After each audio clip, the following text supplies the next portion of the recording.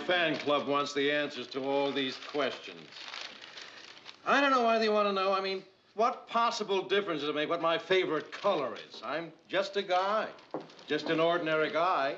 Well, I guess that's the way fan clubs are. Just had a couple of lucky breaks. Well, okay, maybe a little extra, this or that. Dash of charisma, an sense of style.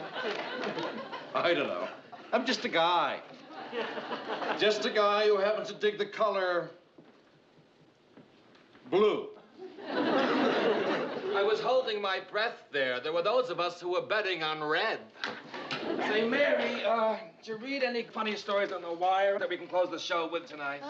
No, sorry.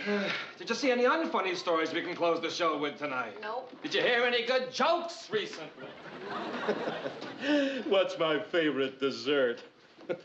Honestly, you think I was some sort of a god or something. Baked Alaska. Baked Alaska. Wait a minute. That sounds a little airy. Maybe I ought to make it a little more substantial, like apple pie. Ted, are you saying that you're actually going to lie about what your favorite dessert is? I was just kidding. Can't you tell when I'm kidding? Baked Alaska. Apple. Alaska. I've got my closer. Now, listen to this, Mary. A new social club in Minneapolis is holding a branch meeting tonight. The club for divorced people only is called the Better Luck Next Time Club. Oh, it's so awful. It's great. What's so awful about a club for divorced people? Come on, Mary. Would you join it? Well, no, I wouldn't. Murray, I wouldn't join it because A, I don't happen to be divorced, and B, I'm just not a joiner. But I think for people who are...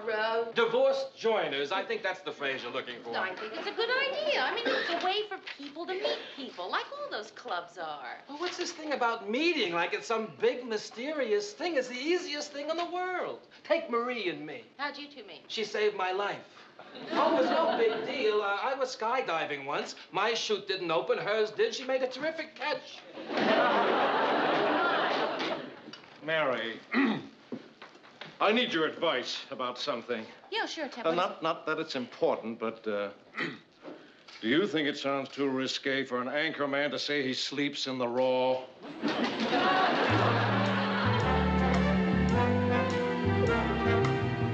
gotta snap. Yeah, right, Mayor. You gotta snap. I don't want to snap. Hey, Mayor, listen. Was that your idea to do that divorce club thing on tonight's news? No. Oh. Well, you know, I was thinking about it and, Jog. Yeah. You know something? We ought to join. Join a club for divorced people? Sure, why not? Why not? Yeah, give me one good reason. Give me one good reason. Yeah. Okay, all right. But, Rhoda, you should already be aware of this good reason. We're not divorced. A technicality. So we say we... You mean you actually want to lie about being divorced? You should forward. Yeah.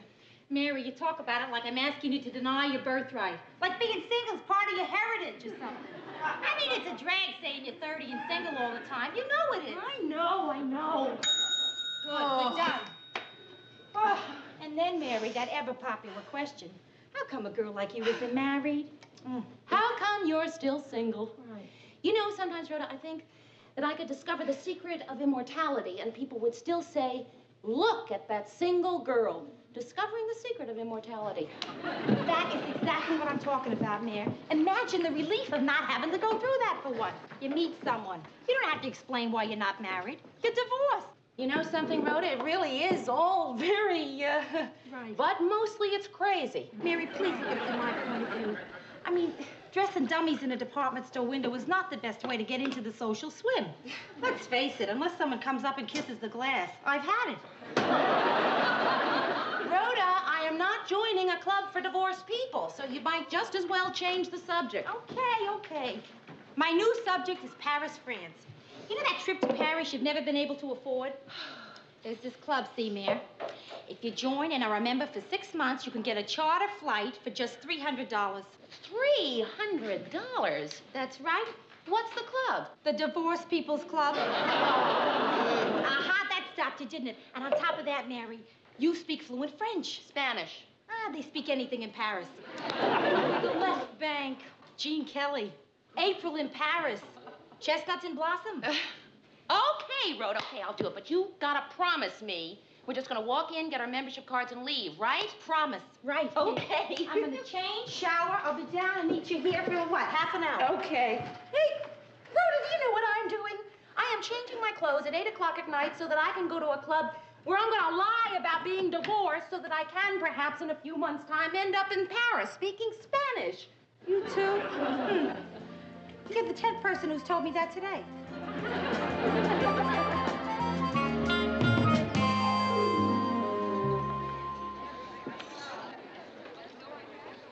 Hey, are you new here? Yes. Are you interested in buying a house? No, I don't think so. Right. Nice to meet you. It's starting. It's starting already. I hear these little voices that are saying, get out while you can. Is that what yours say? My voices usually tell me to go save France. Relax. Oh, hi. Welcome to the Better Luck Next Time Social Club. I'm Karen Norris, your Better Luck Next Time registration gal. And this is Dr. Walter Udall, our president. And also your Better Luck Next Time registration guy. Oh, and also your Better Luck Next Time resident dentist. Incredible. Are you aware of the fact that you have incredible teeth, young lady? Thank you. Brushing after meals, electric toothbrush, sugarless gum, you're into that whole bag, right? Yes, I guess so. Well, I don't even have to ask. I mean, oh. Good luck to you. Thank you. And with that mouth, you won't need it. Well, you came on a big night for electing officers. Well, let's fill out this application. Your name, please. Mary Richards. Mary Richards. And your maiden name, Mrs. Richards? Mrs. Richards, excuse me, Karen. Oh, you know how I get. Tell me, did you have such beautiful teeth even before your marriage went on the rocks?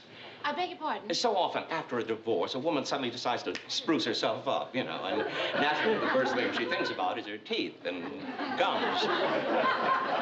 Well, I can say as an objective bystander that Mrs. Richards' teeth were as beautiful the day she married Stefano as they are today. About those applications, could Mary and I just take them and fill them out ourselves? Oh, certainly, if it makes it easier, Mrs. Miss Morgenstern. Rhoda Morgenstern. Miss Morgenstern? He thought it was in the best interest of the space program that I retain my maiden name. The program you were married to an astronaut. Which one? Oh, please, I'd rather not say any more. You know how it is. Word gets out, people start hitting you up for moon rocks.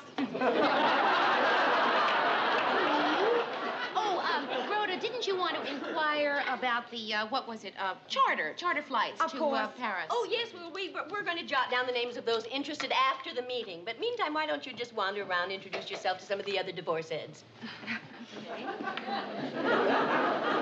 Unbelievable teeth.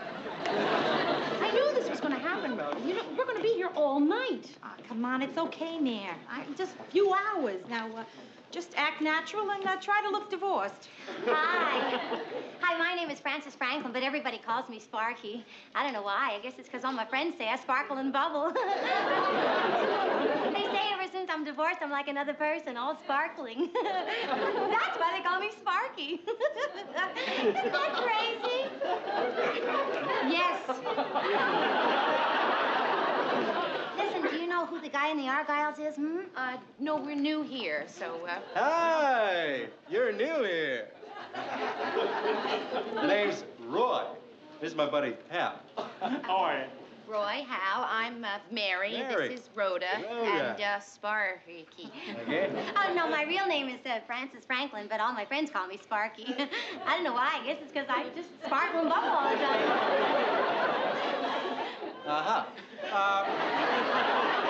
Listen, I want to warn you about this place. I mean, it's filled with losers. It's up to here with losers that you wouldn't believe. You know what I mean?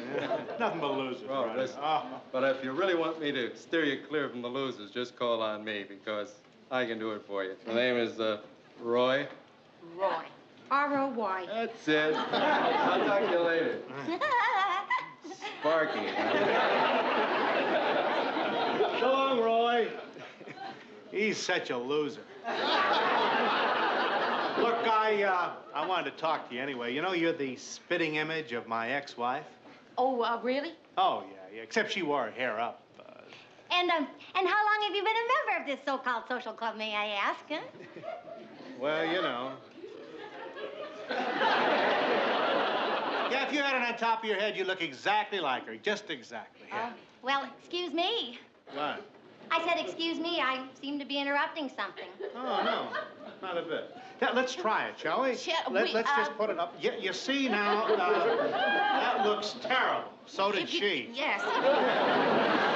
Hey, you want to buy a... Yeah, you know, good I asked. Now, What'd you say your name was? Mary. Want to split? No, thank you. Well, what'd you come here for if you don't want to leave? I came here for the meeting.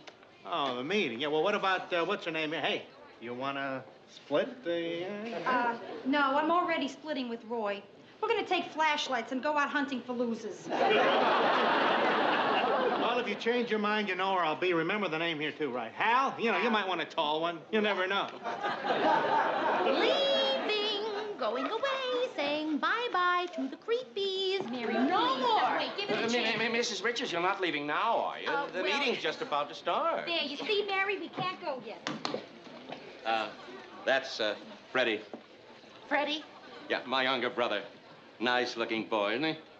Not one filling. What? Dr. Udall, can you tell me when we'll be getting to the charter flights? Oh, well, we probably won't be getting to that till next time. Why? Oh, well, tonight's the night when we each stand up and in intimate detail tell all about what led to our divorces. I don't think that I can do that. Why not? Well, because... Because the details were sort of embarrassing. yes, humiliating. Sordid, even. Oh, really? Well, then, you can go first.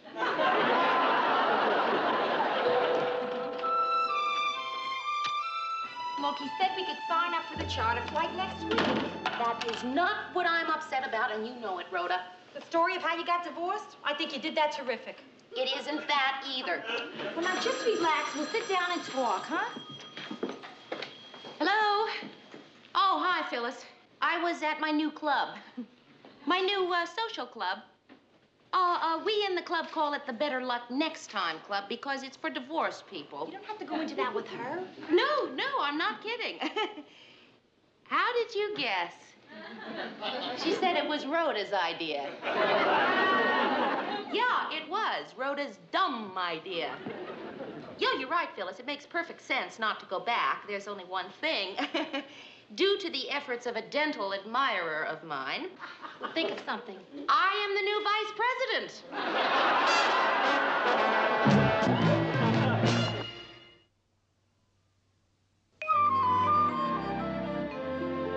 Mrs. Richards, right in there, please. Oh. Hello, Doctor. Oh, Mrs. Richards, you just sit right down here. Well, Oh, I have been looking forward to this ever since you called. Did the nurse take your x-rays yet? Yes, she did, even though I kept telling her I didn't want to see you professionally. Oh, you don't mean you're going to call the examination off? I canceled 3 appointments to get you in. Well, no, of course I want an examination, too. Oh, goodness, you gave me quite a start there, I'm telling you. I mean, to have that mouth in this chair and not to get at it. Okay. All right. When was the last time you had your teeth examined? Thursday. Well, they say you should always get a second opinion. Mrs. Richards, you are 1 in a million. You're a dentist's dream. You know, may I? Oh, please. Yeah, not enough people really care about their teeth, or for that matter, their gums. Say, professionally speaking, I'm a gum man myself.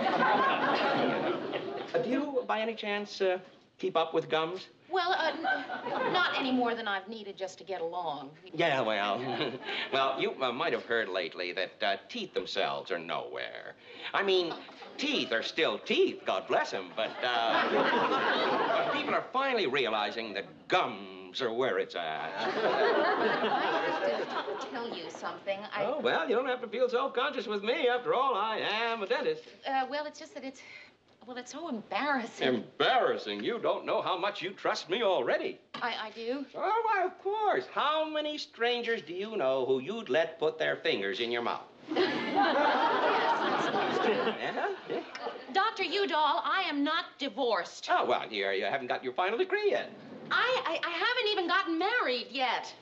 I'm single. I know it sounds terrible, but, well, you had these charter flights to Europe, and I know I shouldn't have. All right, lean back. Let's get on with the examination, please.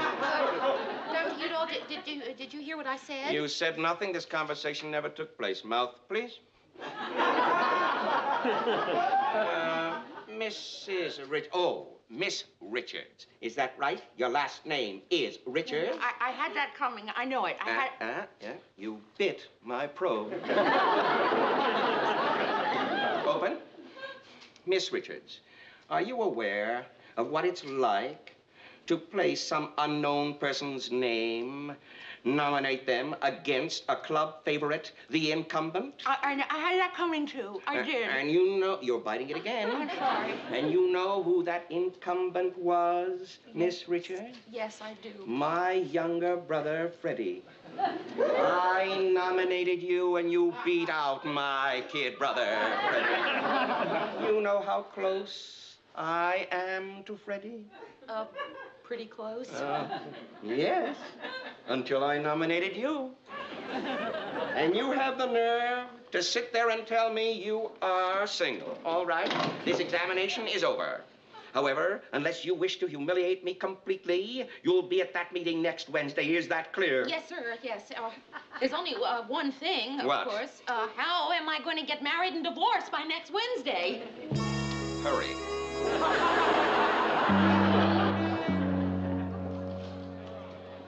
Hey, Mary, I've been circulating. I got bad news. You know those two guys we met here last week, Roy and Hal? Yeah? They're the cream of the crop. Oh, Rhoda!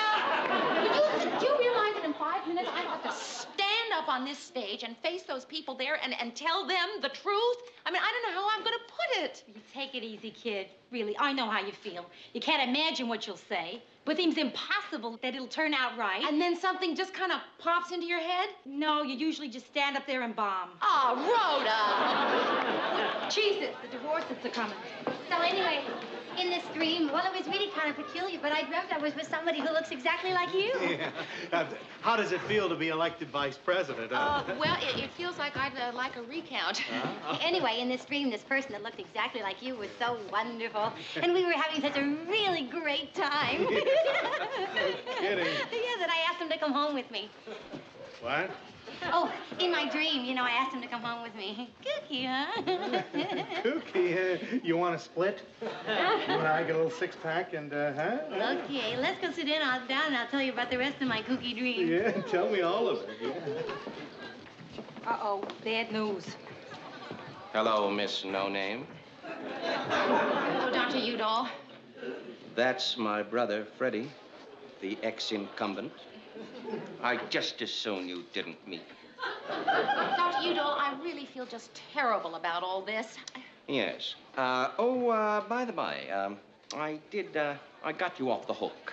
All you have to do is confirm my story by announcing to the others, the divorced others, that you've reconciled with your husband. Gee, Mary, that's great. Here's hoping you and Stefano make it this time. Oh, incidentally, you're not paid for yet x-rays came back today. You have a cavity. And I'm not going to tell you where.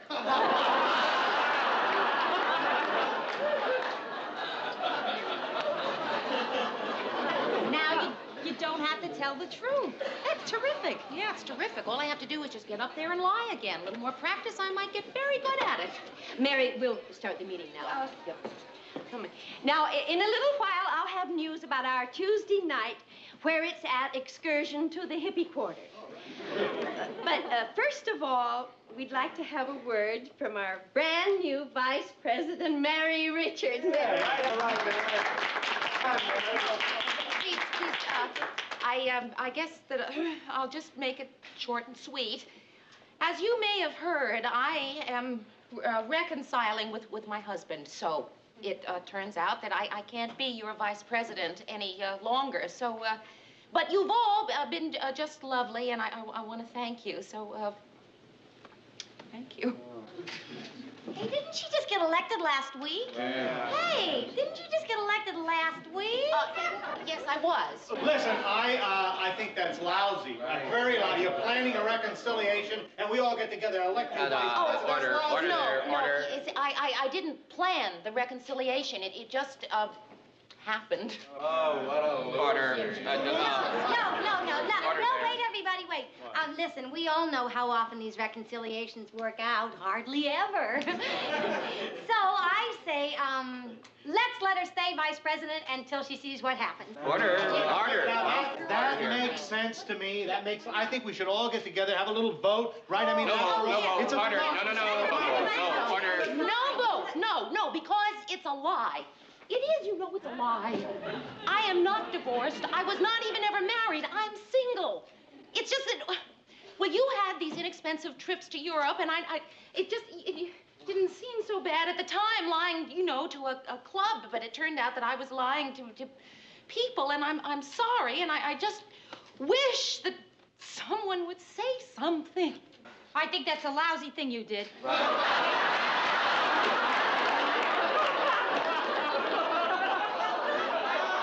Yeah, I do, and I did it too. Yeah, I lied. It's true, folks. The fact is, my divorce is not yet final. Yes, the Space Center is holding it up, so I'm not eligible either. So if you cast a stone at this poor unfortunate, cast one at me too, Miss Rhoda Morgenstern. Okay. Roy Bickerson, age 33. Single. Now, I don't know why I did it. Well, I couldn't help myself. I mean, the young Republicans, the young Democrats, they were such losers. I lied, too. But then that's the kind of crazy, kooky person I am. Richie Rader. I'm not married. I've never even went steady. Anybody want to start a new club?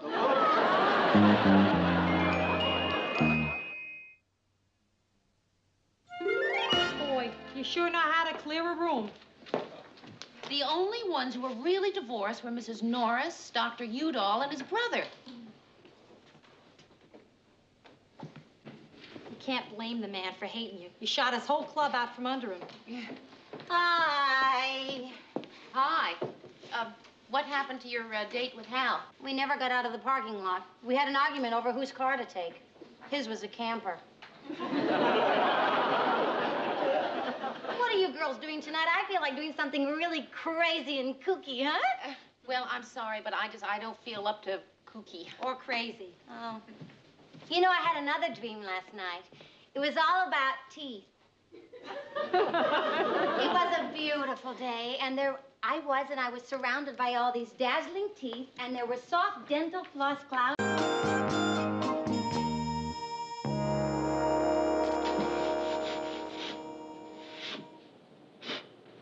Now, guess it's ready for painting, huh? Not till you've aged it a little. How do I do that? Well, I brought the stuff. Here, I'll show you. What's that? To give it an antique look. Stand back.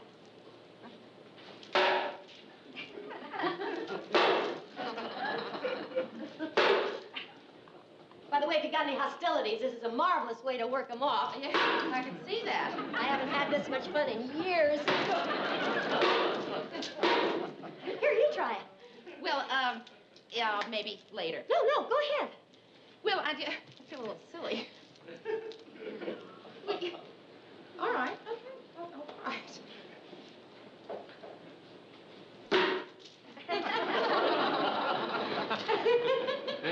So funny.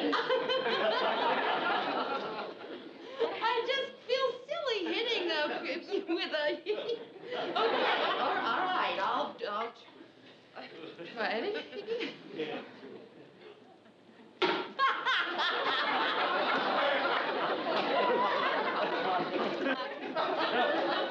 Apparently, some kind of hang-up about this. Either get over it or buy yourself genuine antique. Yeah. I'll see you later. Okay. I don't have any hang-ups. You crazy. Who is it? Nobody.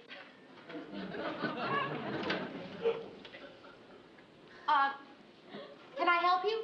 No, I'm fine, thanks. I thought I heard something hit the door. It was just my head. Your head? Yes, I was leaning back to rest against your door and I misjudged the distance. But don't worry about me, I'm fine. Are you sure? Oh, yeah, positive. Well, Oh, I'm sorry you didn't get to marry that fella who was going to marry you. Yeah, my daughter wrote me all about it, Mary. you're Rhoda's mother. Oh, for heaven's sake. Wait, she lives right upstairs. Let me help you carry your bag. No, I've already been up there. She isn't home. Well, then, come on in here and wait.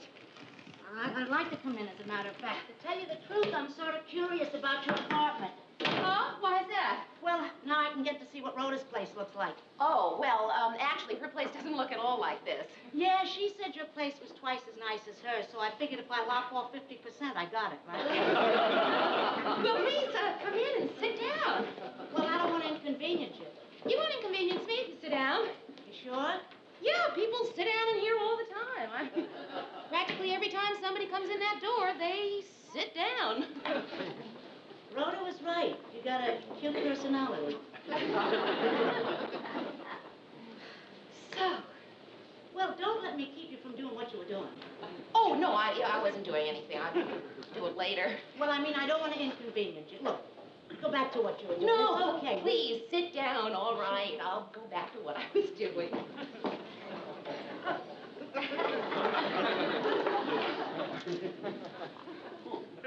It's something that you do to furniture. Uh-huh. No, really, I'll show you.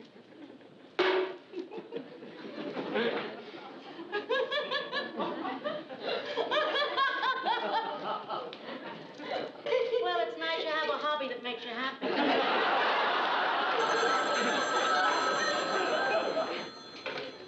Hello? Mary, this is Rhoda. And don't say hello, Rhoda. Okay, hi, and why? I want to ask you a question, but I don't want you to answer with a yes or no. Why? Because a lot of yeses and nos would seem suspicious if there's someone there with you. There's someone there with you, isn't there? Yes. I told you not to say yes. Well, how else am I supposed I've got a code all worked out. Now, listen, if the answer is yes, say a word beginning with the letter A. If the answer is no, say a word beginning with the letter B, all right? Is my mother there? Apples. I thought so. Does she know I'm home upstairs here? You're... Bagel. Could you make some excuse and then come upstairs here real quick, huh? Well, I really, I don't, abracadabra. Good. I'll see you in a minute then. Okay, Rhoda. Did my mother just look up when you said, okay, Rhoda? Alabama.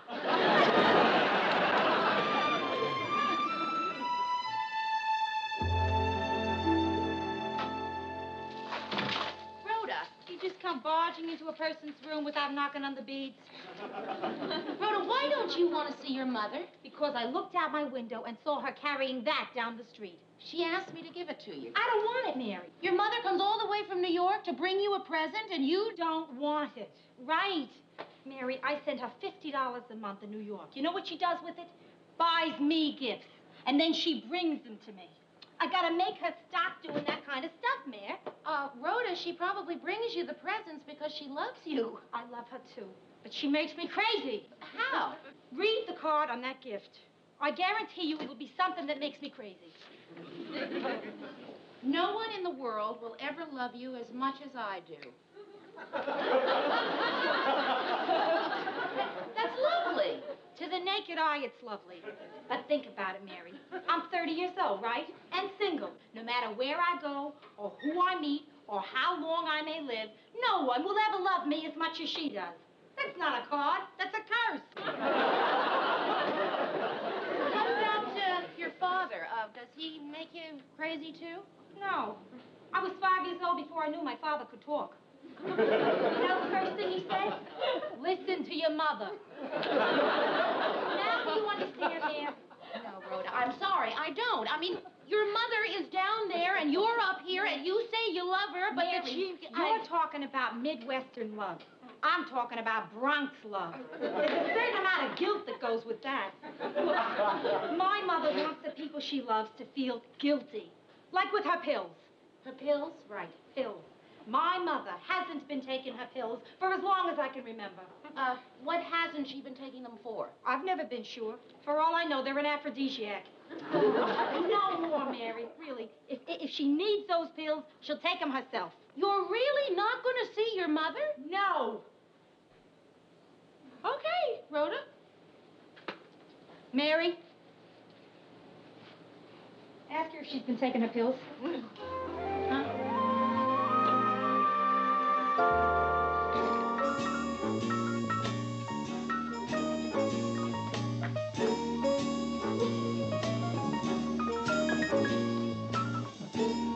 I'm just having a little snack. Oh, gee, I wish you had let me fix you something to have for dinner. Oh, no, I never eat. I just nibble. Well, if you're still hungry, there's half a chicken in the refrigerator. Not anymore. That's what I nibble. Mrs. Morgenstern, you take the bed. I just changed the sheets this morning. Oh, where are you going to sleep? Right here. Just push the 2 chairs together. Makes a pretty good bed. Oh, no. I can't let you do that. Yes, no. I'll be perfectly comfortable. No, really. I'm putting you out. I'm going to spend the night in a motel. Do you think they'll let me in without a car? Mrs. Morgenstern, you're not putting me out. I found a motel down by the bus station for only $5 a night. But, Mrs. Morgenstern... Oh, I only hope it's clean. But, Mrs. Morgenstern, if it'll make you stay, you can sleep on the chair. All right, I'll stay. Good.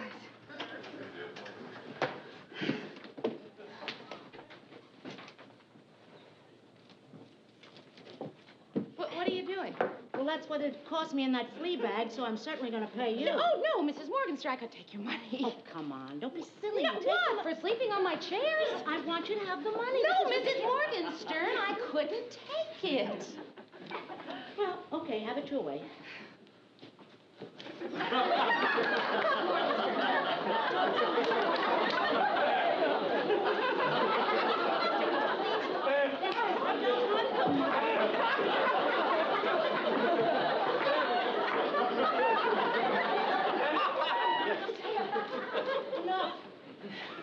Enough.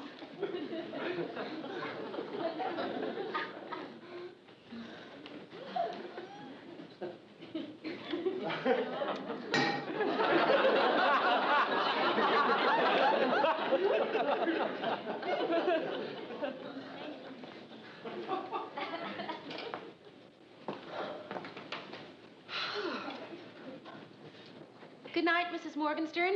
Night. Sleep well. You too. Oh, this is going to kill my back.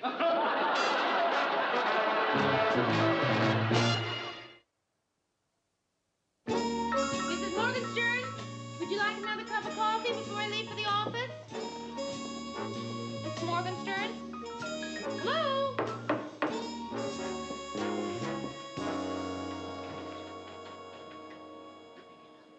Come in. Oh, thanks. I'd love some. Where's Ida? Ida?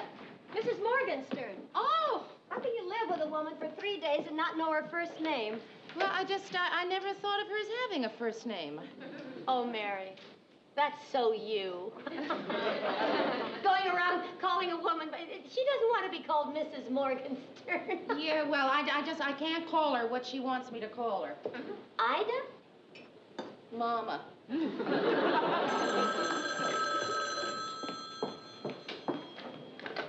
Hello? Yes? Who is this?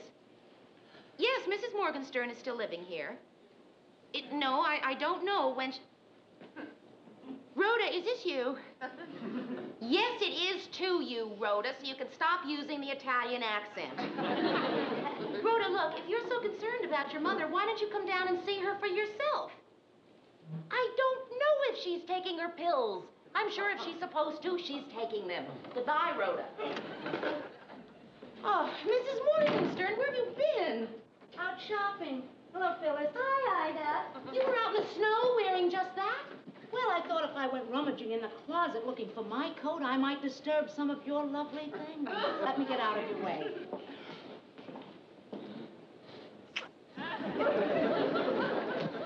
I still can't understand what it is about Ida that upsets you so. You still can't, Well, okay, Phyllis, there are things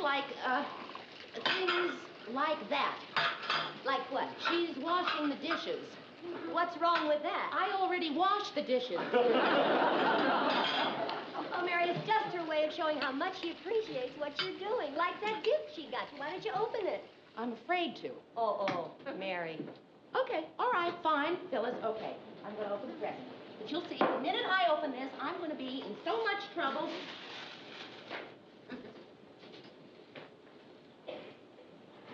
Now, don't you feel a little ridiculous? I feel a lot ridiculous. Well, I'm glad I could help you, Mary. Bye, Ida. I'm just... Mrs. Morgenstern, I really like the scarves. Oh, you really like them? Oh, yes, I love them. Well, it's nice of you to say that anyway. No, I'm not just saying that, Mrs. Morgenstern. I really love these scarves. Well... No, really, look, I'm going to wear one. Look, I'll wear it to work. Hey, the color is absolutely perfect, huh? How about that? I'm sorry you don't like the other one. Mrs. Morgenstern, did you take your pills today? Mama.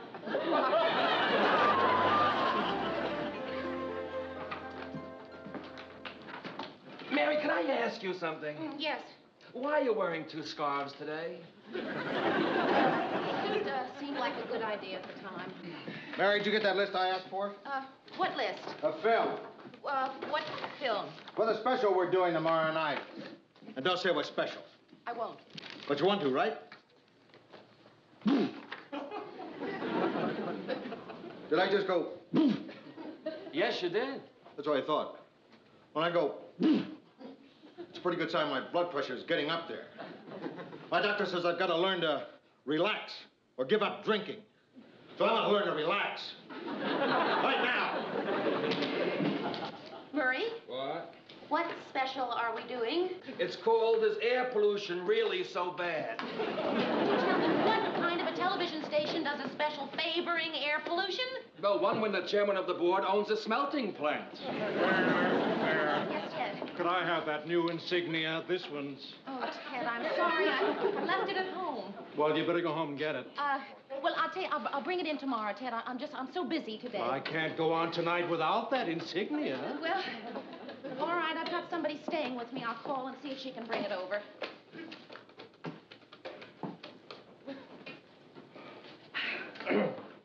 The threads came loose. Terrific. Funny, she said she was going to be in all day. What about my insignia? I mean, if she had changed her plans, she would have told me. I want my insignia. Maybe she's in the shower. This has to be taken care of. Please, don't flap that at me. Well, I'm not going to argue about this. I'll just speak to Lou. Well, Lou? Mary, don't worry what he says to Lou. He can't say anything intelligible unless I write it down for him. she still doesn't answer. Mary, did you get that stuff for me? What stuff? Mary, come into my office.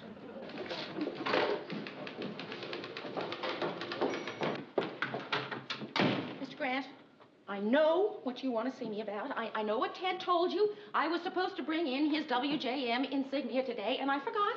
I left it at home, so I called my friend's mother, who was staying with me, to see if she would bring it over, and she wasn't at home, which has me a little upset because she would... You know what's got me really upset? I have no idea. I just sounded nuts. Sit down.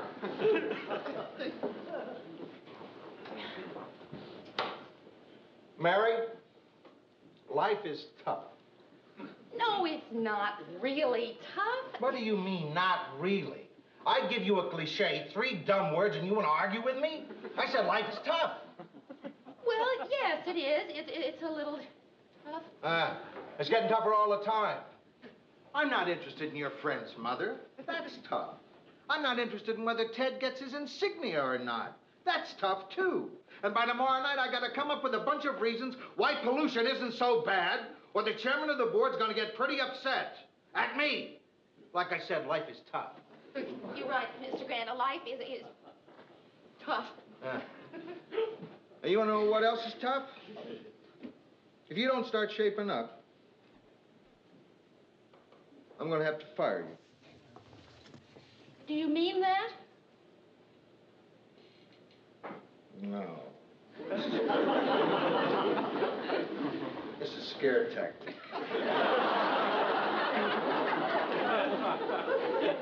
But I'll tell you what I do mean. For the last few days, you've been doing a rotten job around here. Oh, Mr. Grant, I know. For the last couple of days, I've been just a little off. No. Not a little off. Rotten. There's 2 things I'm trying to get through to you. Life is tough, and you've been rotten.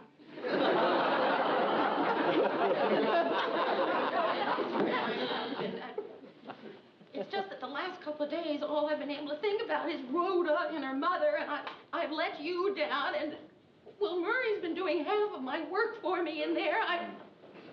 The last couple of days, I've been just rotten. Well, look, you've been a little off, that's all. No, I've been rotten.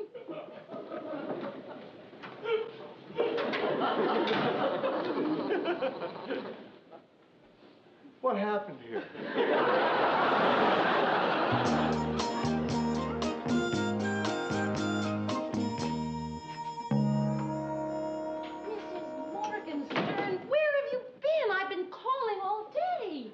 Been right here. Now, don't get excited. You didn't miss any messages. Let's see. At 11 o'clock, somebody rang 4 times. At 11:02, somebody rang 6 times. And at 2:15, somebody rang 14 times. Listen, Mary, I've been noticing something. You're getting nervous. I think you should kick me out. Oh, Mrs. Morgenstern, I couldn't. I wouldn't kick you out. I know it'd be very hard for you because you're so fond of me. But you ought to kick me out. But No, look. Now, you tell me that it's crowded here. Go ahead. Well, it's a little crowded. All right. You see, now you're doing fine. Now, I understand that. Now, do you want to make it easy for me to go back to New York and make yourself feel better even though you're kicking me out? Yes. Then promise me you'll write. I promise. How often? I'll write at least once a week. Mrs. Morgenstern, are you really going to go back to New York without seeing Rhoda? Well, it's all right. I got a letter from her. A letter? Yeah, she slipped it under the door. Here we are. Read it. Dear Ma, return the gift and make sure you get cash. Use it and the money in here to buy something for yourself, not me. I'm sorry I couldn't see you, but you know we'd end up yelling. Love. Guess who? Oh, that Rhoda, she's always clowning. Not every mother has a daughter like that. I wish I could see the daughter I got like that.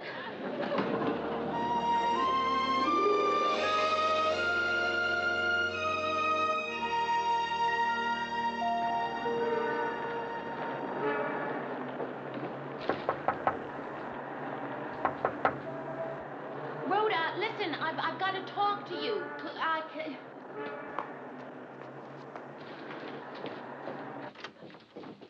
Rhoda, I've got to talk to you. Well, come on in. Well, listen, could we talk out there? I mean, I feel a little funny in here. I'm sorry, Mary. No, I got to get this display done in a hurry. I think the bride's in trouble. Listen, Rhoda, aren't you going to ask me how your mother is? How is she?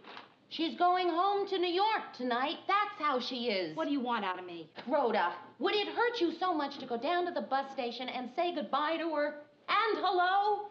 No, it wouldn't. Well, then. But if I go down to that bus station, Mary, I won't get off with just a goodbye.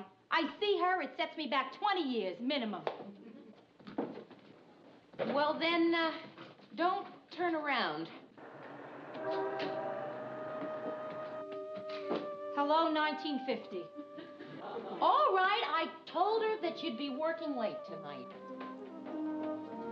Boy, my mother. You gotta hand it to her. She's got a back that could break your heart. Ah, come on. I always cry at weddings.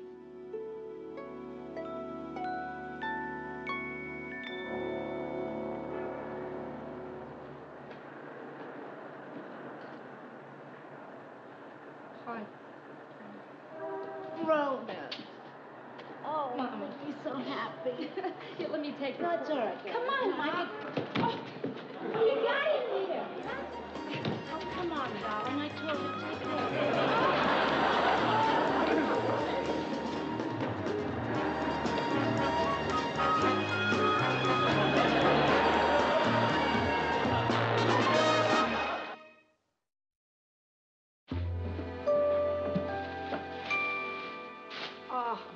Oh, it's the greatest coat I ever saw. Now let's return it.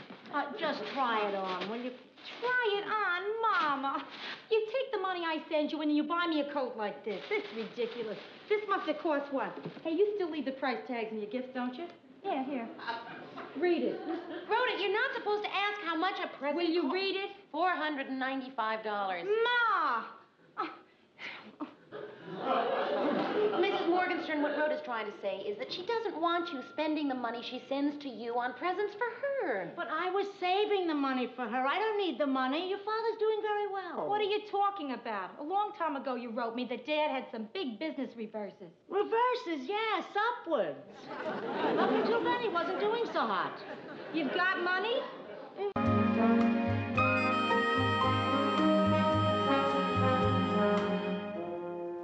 Mary, come in here and help me look. It's not on my desk. I'm sure that I left it in here. Well, I can't find it, and I need it right now.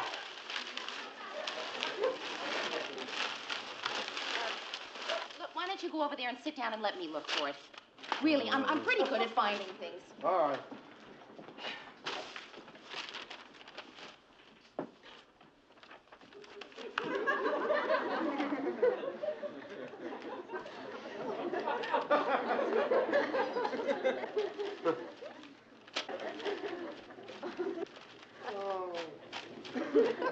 That's not the way to look. This is the way to look. You look through that, and I'll look through this. You look through the wastebasket. I always get the glamour job. When did you last see it? See what? Whatever it is we're looking for. If it's gum, I just found it. It's the Eric Matthews interview. Now, who's Eric Matthews? He's the guy who wrote that bestseller, Are Men Obsolete? Ted's got to tape an interview with him for the Scrutiny show. Yeah, scrutiny. Our spontaneous and unrehearsed look at people who make the news. And if we don't find that script, Ted's got to go in there spontaneous and unrehearsed. That's bad. Mr. Grant's office. I'm not here. He's not. He heard you say you're not here. Who is it? It's Ted. Where is he? Ted, where are you? You're supposed to be here taping the Eric Matthews. What did you say? What'd he say? Got a foo on a four. Got a foo on a four. That sounds like Ted. Ted, I can't understand you. Ted, do you have something in your mouth? A thermometer? A thermometer. You've got the flu and a temperature of 104. Oh, Ted. Just tell him to stay in bed and take it easy. Okay. We'll figure something out. Ted, you are just to stay in bed and not to worry. We'll find a replacement for you. Goodbye, Ted. What are we going to do about the 6 o'clock news tonight? Don't worry. We have a standby for Ted. Who? You? Well, what's so strange about that? I was in radio. Only my hair went out about the time TV came in. Good evening, ladies and gentlemen. This is Mary L. Slaughter, substituting for Ted Baxter. Welcome to Scrutiny. Tonight's guest is Eric Matthews. Murray, that's what we've been looking for. Where'd you find it? I just picked it up. It was under this. Oh, never mind where you find it. Go down to the studio and tape that interview. Are you kidding? Look, it's 10 after 5 now. At 6, I'm making my TV debut. That gives me less than an hour to check the wires, write my own copy, and get a hair transplant.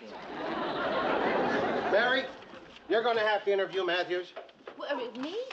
Oh, no, Mr. Grant, I don't think I could do that. I mean, I'm not ready to, not that I'm not flattered. It's just that, just to go on camera in front with a real Will news... you calm down? I didn't mean you'd go on the air. I mean, you'd go down to the studio, read the questions to Matthews while we tape him.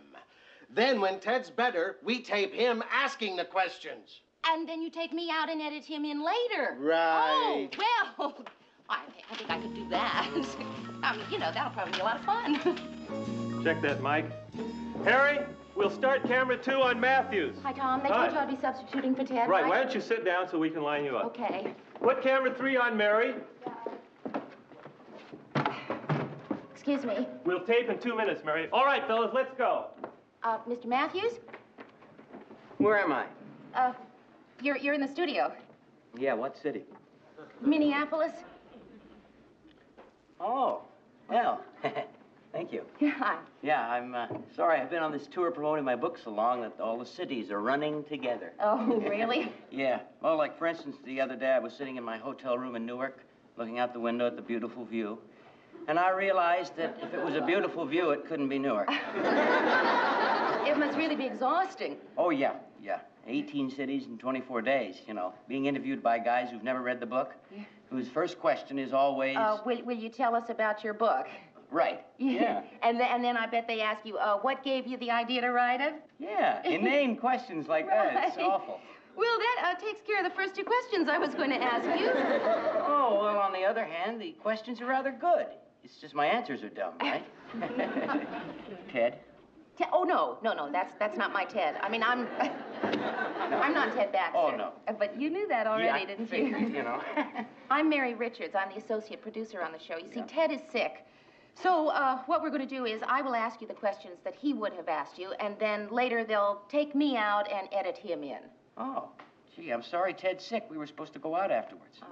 I got an idea, though. Why don't I take you out afterwards and we can edit Ted in later? And my prayers. How about dinner? We'll talk about that later. Okay. And cue. Good evening, and welcome to Scrutiny. I'm Ted Baxter. And tonight, have you written any other books? Yeah, 3 others, but they didn't do too well. Why did this book do so well and the others didn't? Well, in the first place, this one got published. Well, can you tell me, when did you first begin to think that Are Men Obsolete was going to be a bestseller? When I saw that they'd put a picture of a naked lady on the cover. Well, I see our time is up. Our thanks to Eric Matthews. This is Ted Baxter. And we'll be back next week with Scrutiny. Wait a minute. I'd like to ask you a question, if I may. You never said when we were going to go to dinner. Well, we'll talk about that later. When? Over dinner. And cut. Tom, I'm sorry about this last part. Don't worry about it, Mary. It's only tape. We'll just cut it out later. Okay, fellas, it's a wrap. Okay, Mary, where should we go for dinner? Well, I know of a cute little place that's,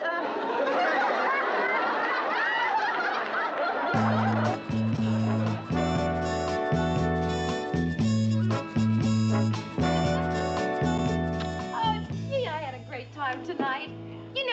Usually a date just means dinner or the movies or something, but boy, tonight was really different. How different? Well, I think building a snowman in front of the Women's Liberation Headquarters is pretty different. I thought they'd get a kick out of watching him melt. Yeah, you have a nice little apartment. Thank you. I see you've won your letter. Yeah.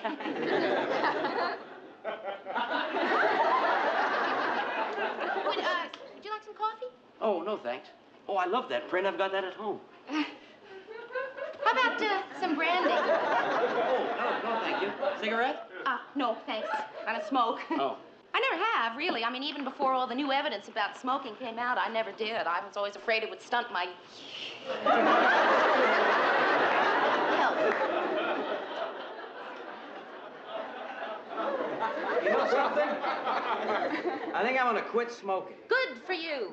That shows you got real willpower. Nope, I'm out of cigarettes. Hey. Did I make it? No, you're short.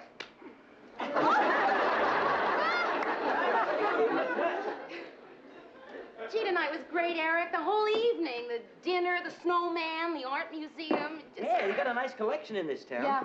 Matisse, Van Gogh. Yeah, my favorite artist, Toulouse-Lautrec.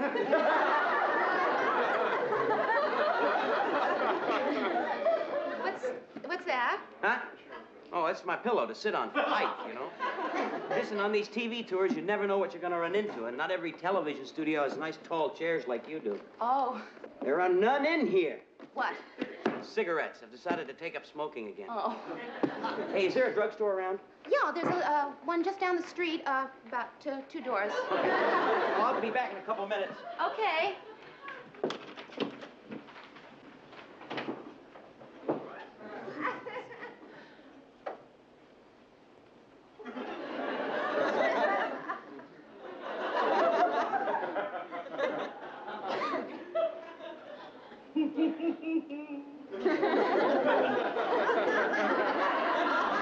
Where's Harpo and Chico? I was just, walking funny. Just, been walking funny all night. I don't know what's gotten into me. Where you been, Mayor? Out on a date. Oh, how was it? Well, I don't know. It's, not over yet. I don't know how to break it to you, but you're all alone. Yeah, well, he's gonna be back any second. Oh. And, Rhoda, as long as you're here, could I ask you a big favor? Sure, what? Please go. Can I meet him? No. Why? Is he somebody I'm going out with? Now, Mary, you don't have to sneak around behind my back. Rhoda, would you just listen, please? Mary, please. Do I have to sit here and figure out what's wrong with this guy? Are you going to tell me why you don't want me to meet him? All right, I'll tell you why I don't want you to meet him. It's because of this. I understand.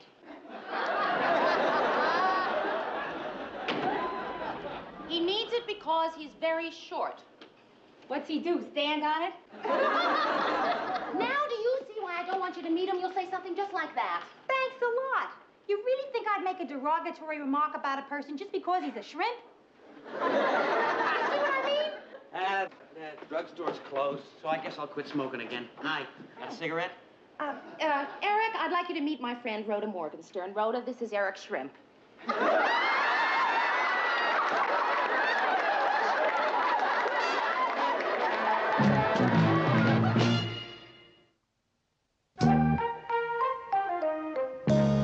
Oh, good one, Mary. You just put the eye makeup on your mouth. That's because you're upset. Know how I know you're upset? Not because you put eye makeup on your mouth. It's because you're talking to yourself. Want to watch that, kid? Hi. Hi. How'd it go last night? Oh, Rhoda, I don't know what's the matter with me. Eric is intelligent, he's funny, he's good-looking. And short. Very short. And you know what I am? I found out something about myself last night that's pretty upsetting. I'm a height bigot. My best friend, a bigot. Right. Why else would I be so hung up about height? You know, the whole time I was out with him last night, I kept telling myself about all his great qualities, and yet all I could think about was... He asked me to go out with him tomorrow night. You know what I did? I lied. I said I was busy just because he's short. My father's short. See? And it didn't bother your mother, did it? Bother her? She's the one who made him short. He was over 6 feet when they got married. Okay, Rhoda, go ahead. Joke about it if you want, but I just don't think I can. I don't think it's funny to be a bigot. I'm going to do something about it right now. Hey, I don't think you can turn yourself in for that. Eric Matthews, please. I'm going to go out with him, and I am going to wear high heels. I am going to stand up straight, and I'm not going to be self-conscious about being taller than he is. I hope he takes me dancing. Hello, Eric? And so, ladies and gentlemen, until tomorrow, this is Mary L. Slaughter substituting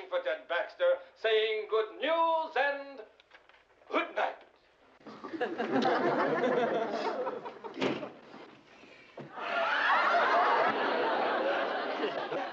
fellas, how was I? Hey, Lou. Catch the news?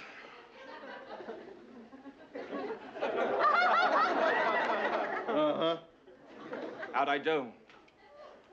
Well, you know me, Murray. I don't go around passing out idle compliments. I wouldn't say you were great if I didn't think so.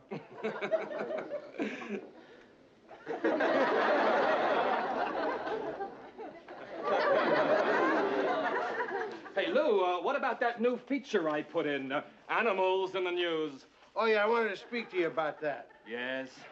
Don't do it again.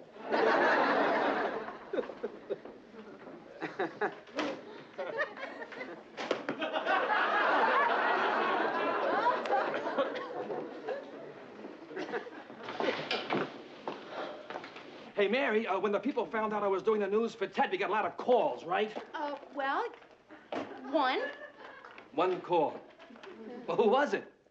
It was Ted calling to find out if he had a lot of calls because he wasn't here. Keep up the fair work, Murray. Hey, Lou, look, I want to talk to you about that animal feature, Lou. Hi, Mary. Hi, Eric. I'll be right with you. Sorry I'm late, but I picked up this jacket today, and I had to wait for them to take the emblem off the pocket. Oh, it's beautiful. Thanks. Where'd you get it? Robertson's? Oh, they have a marvelous men's shop. Yeah? I got this at the boys' department. Well, where are we going tonight? The Stop and Save.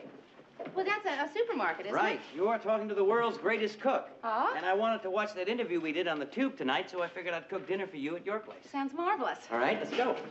Listen, I don't care if you did get that at the boys' department. It's a great-looking jacket. Thank you. Why'd you take the emblem off? It was a ducky. Tell me, Eric, when did you first think that Our Men Obsolete might be a bestseller? When I saw that they'd put a picture of a naked lady on the cover. Here comes the part they had to cut out where you asked me to dinner. Our thanks to Eric Matthews. This is Mary L. Slaughter substituting for Ted Baxter, saying so long. Wait a minute. I'd like to ask you a question, if I may. You never said when we were going to go to dinner. We'll talk about that later. When? Oh, for dinner? I thought they were going to cut that out. We've got a new tape editor, and he's, Little juice? Right. Hey, I've been interviewed 1,000 times, and that's the first time I've ever asked the guy interviewing me for a date. Hey, you got any wine vinegar? Yeah, it's on the shelf over the stove. Ah.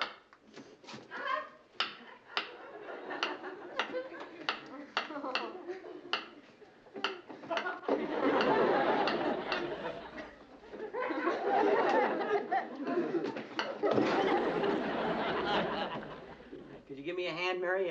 Oh, sure.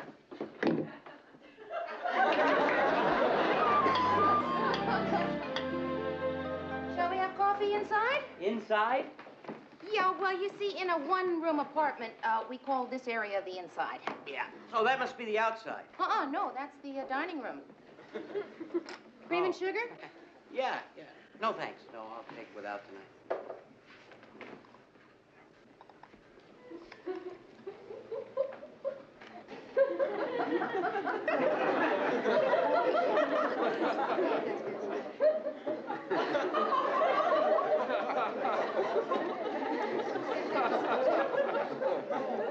Well, how do you like them? What? My shoes. That's what you're looking at, isn't it? No, I wasn't. I was looking at the floor. Mm-hmm. And the distance between it and my shoes. Really, I was. I assure you, Mary, my feet do touch the floor whenever I walk. They'd almost have to, wouldn't they? Right. I really have to talk to you, Mary, about something. The fact that I'm shorter than you really bothers you, doesn't it? No, it doesn't. No, you're not self-conscious about my height? No, Eric, I'm not. I mean, when you and I are together, I'm not self-conscious about your height. I'm self-conscious about my height. I mean, if I were an even feet instead of 5'6". Honey, you're more than 5'6". All right. Okay, I'm 5'7". So I'm an inch or two taller than you are. You're 4 inches taller than I am. Does it bother you? What bother me? That you're 1 to 4 inches shorter than I am? Honey, I made my peace with that years ago, and they asked me to play Doc in the school play. I thought they were doing Mr. Roberts, but they were really doing Snow White. Well, you know, that's really fantastic to be able to kid yourself like that. Hey, if you like the author, you'll love the book. The book? Yeah, my new manuscript. I was waiting for a title before I sent it to my publisher, and you gave it to me. Toulouse-Lautrec is one of my favorite artists. I didn't think you heard me say that. Well, anyway, you named the book. Now I'd like you to read it. You mean right now? Yeah. Okay. You dedicated it to me. I thought it was appropriate.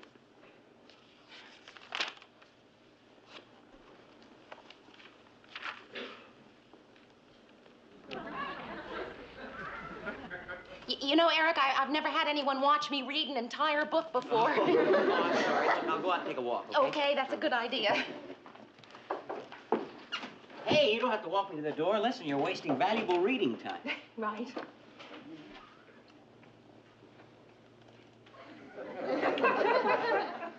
Well, it wasn't exactly magic, was it?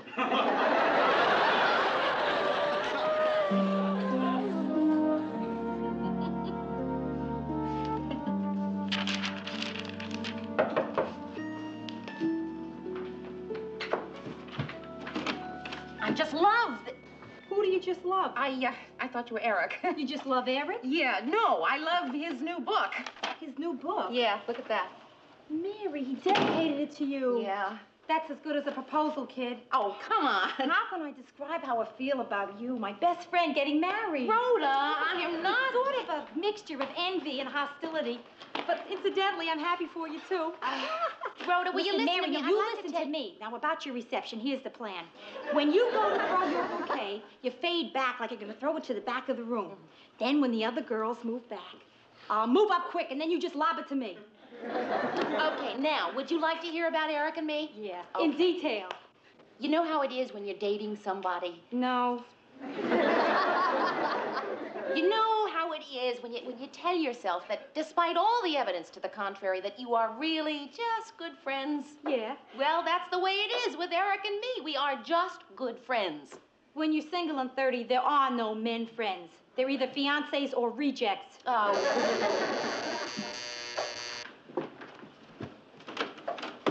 Eric, I can't wait to tell you what I think of this book. You'll have to wait till I say hi to Rhoda. Hi, Rhoda. Tell me about the book. It is warm. It's witty. It's funny.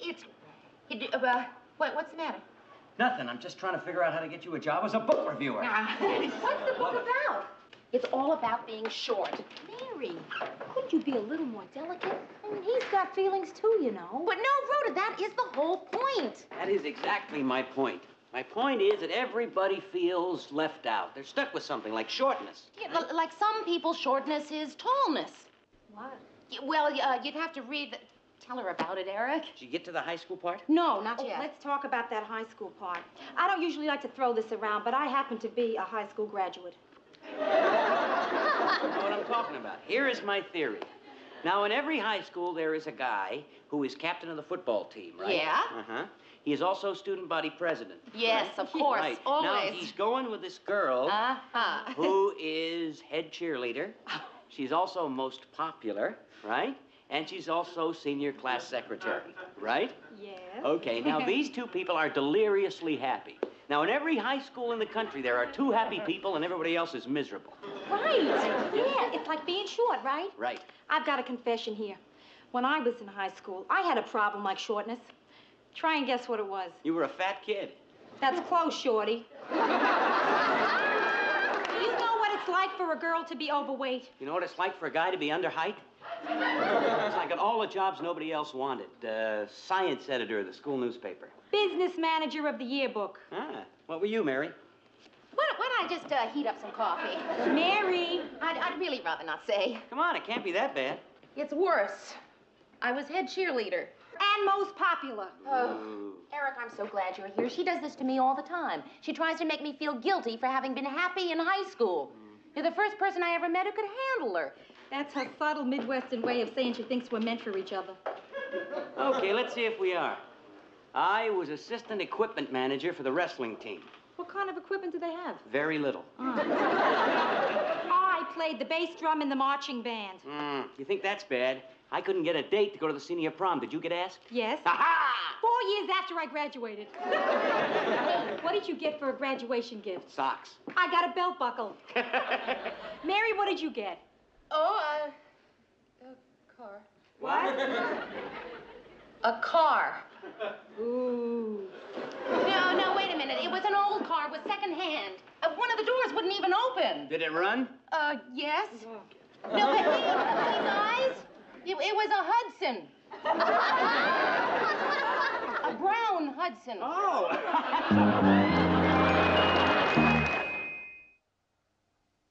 And so, ladies and gentlemen, this is Mary L. Slaughter substituting for Ted Baxter, saying good news and good night. I give up. What's the matter? Well, people are so unappreciative. This is my last day of filling in for Ted, and nobody even bothered to call.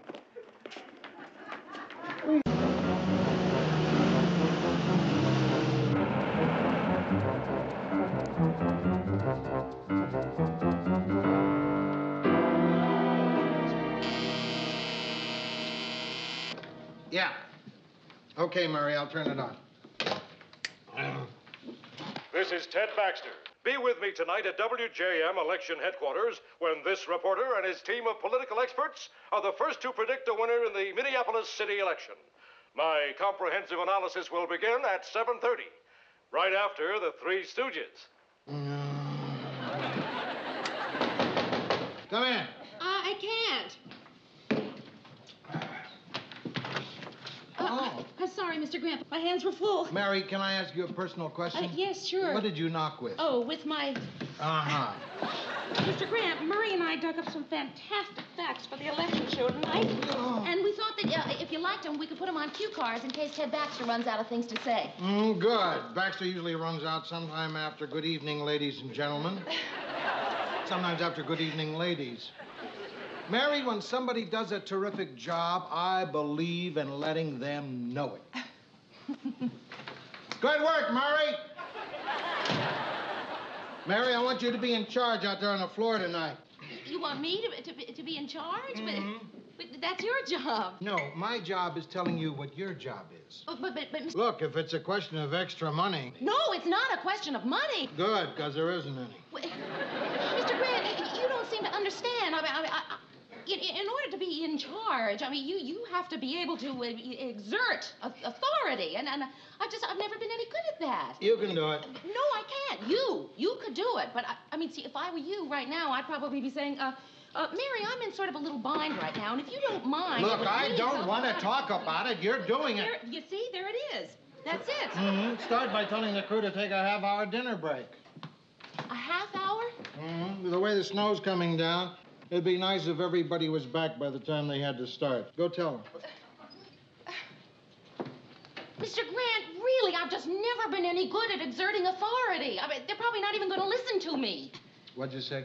Well, I'll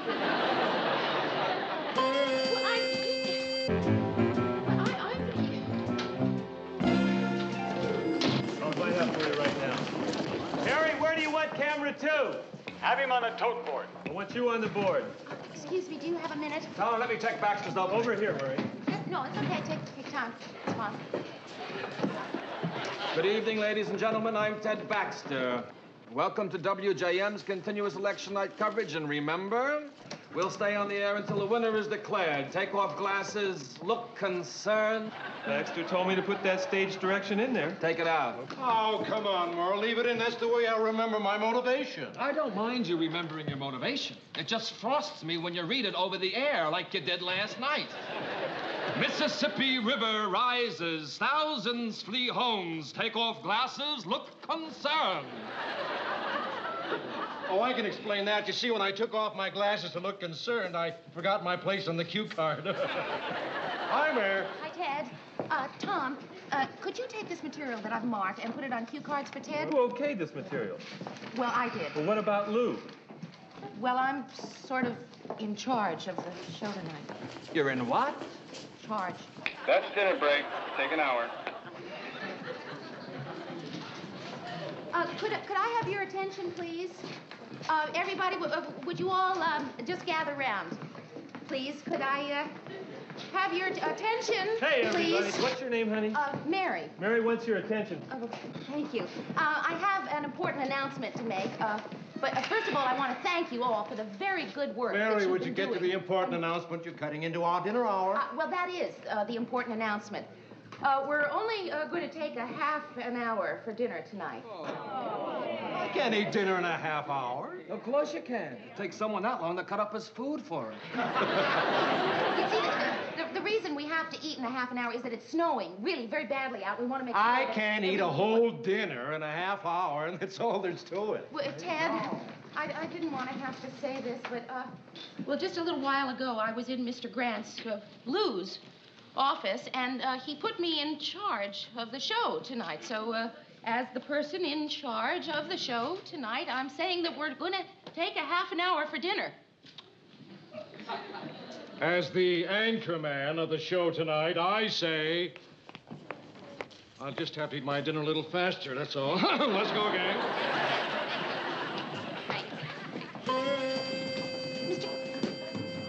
How's it going? Well, they're not, you know,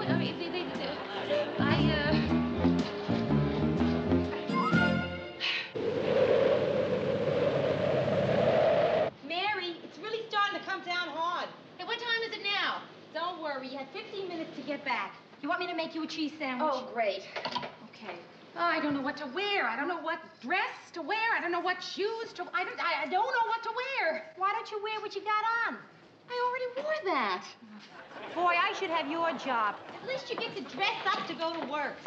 When a person dresses dummies in a department store window like I do, the big deal is every Monday morning when your smock is starched. Yeah. You don't know what it's like giving orders to Ted Baxter. Oh, is he gorgeous. Most people on TV are so phony, but that's Ted Baxter. When he takes off his glasses and looks concerned, oh, it's fantastic. Rhoda, can you get that for me? I'm not dressed. Mary, I'm making a sandwich here. Besides, it's probably for you. That's it. Wear the fur dress. Goes great with the fur shoes. Hello? Yeah? Oh, no. Oh, that is a problem. Wait, no, listen, it's nobody's fault. Sometimes, no matter how many precautions you take, these things just happen. Who's having the baby? Bye-bye. That was the employment agency. Our extra girls refused to come to work in the blizzard. Yeah? What were they supposed to do? Well, just answer the phones. I can answer phones. And look good on television. I can answer phones. You're on. Great, oh, Mary. A cheese sandwich. Yeah. How is it possible to make a bad cheese sandwich? Well, you were out of cheese, so I used yogurt.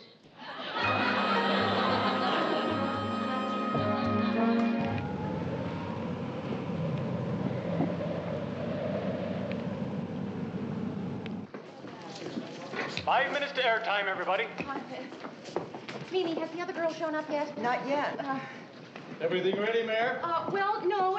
We're still short a girl on the phones, and we need someone to run the tote board, and the political analyst hasn't shown up. Uh-huh. Can you tell us what time we'll wrap tonight? I have no idea. You think it'll be before 9? Well, we'll be here till we predict a winner, and what difference does it make? Well, it's not hard to understand. You see, I want to go to bed early so that I can get up early tomorrow so I can read the reviews about what I did tonight. Oh, excuse me, Ted. I think this is Dr. Newton, our political analyst. Doctor, I'm not even a dentist. Rhoda! Oh, I'm sorry. I thought you were our political analyst. Well, listen, I'm glad you're here. Anyway, come on, I'm going to show you how to work that board. Yeah. Now, look, when the numbers come in, you get them up on the board. Yeah? Right on camera behind Ted Baxter? Oh. How's this, Mary? Is this okay? Yes, it's wonderful, but you're going to have to do it in back of the board. You mean I'm going to be behind this thing all night? Yeah, well, that's where all the gadgets are. I'm not taking this crummy job. Rhoda, come on, you're my friend. Who else do you give crummy jobs to? How about one of those losers over there? Rhoda, come on, you know I have trouble telling people what to do. You seem to be telling me pretty good. Rhoda, please. Oh, all right. But this is the last time I do a favor for you, Mary Richard. You see that headset? Yeah. Put it on, and when the numbers come in, get them up on the board. If I'd known this was the job, I would have gone out and bought an ankle bracelet. Stand by for air. Good luck, Ted. Thanks, Mary. Mary, I am smiling. When I am smiling, I am happy. The first results are starting to come in. Turner 85, Mitchell 23. There it goes up on the tote board. Good. Baxter seems in good form. Fine. Everything's working smoothly. Mary, when someone does a terrific job, I believe in letting them know it. You're doing a... What was that? I don't know. What's wrong with the lights? The teletype stopped. It can't stop. If it stops, we don't get votes. It stopped. We don't give votes. The storm must have knocked the lines down. Well, at least we still have people at the precinct to phone the votes in. Hello. Hello, hello. Hello. Hello, hello. Stand by. Hey. Action! Good evening, ladies and gentlemen. At 7:30, the polls are closed. And I'm Ted Baxter. Welcome to WJM's continuous election night coverage. And remember, we'll be on the air with minute-by-minute returns until a winner is declared. We're in for an exciting evening here at WJM.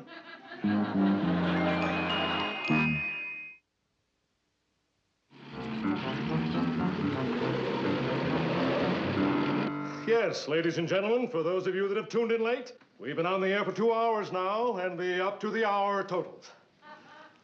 Turner, 85, Mitchell, 23. And the tension is mounting. Oh, a commercial, good. We'll be back with more election results, I hope, right after this commercial. And cut! I can't take it anymore.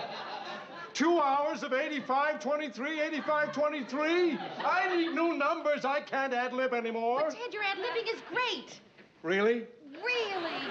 Yes, just fine, fine. Look, a couple of small points, I mean, hardly worth mentioning, but, do you think it's right on the election show to do impressions of Humphrey Bogart?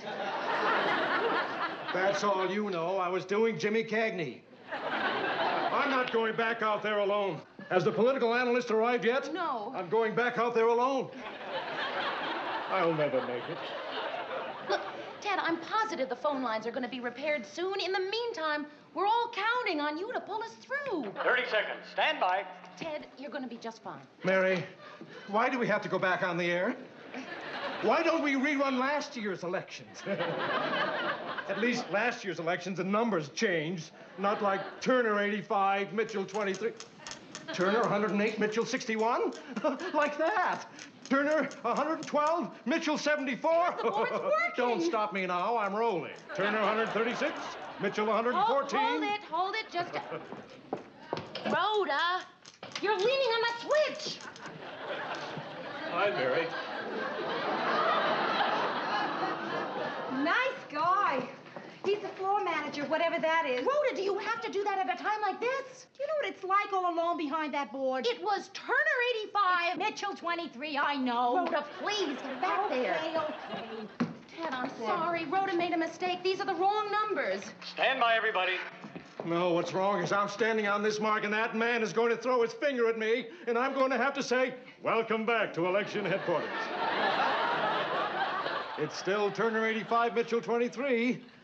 A definite trend is being set. Turner's lead seems to be holding quite steady. And the excitement is just beginning. Meanwhile, let's have a look at some of the other hotly contested issues. For example, the controversial Proposition A seems to be shaping up as quite a cliffhanger. Right now, the figures are 0 to 0.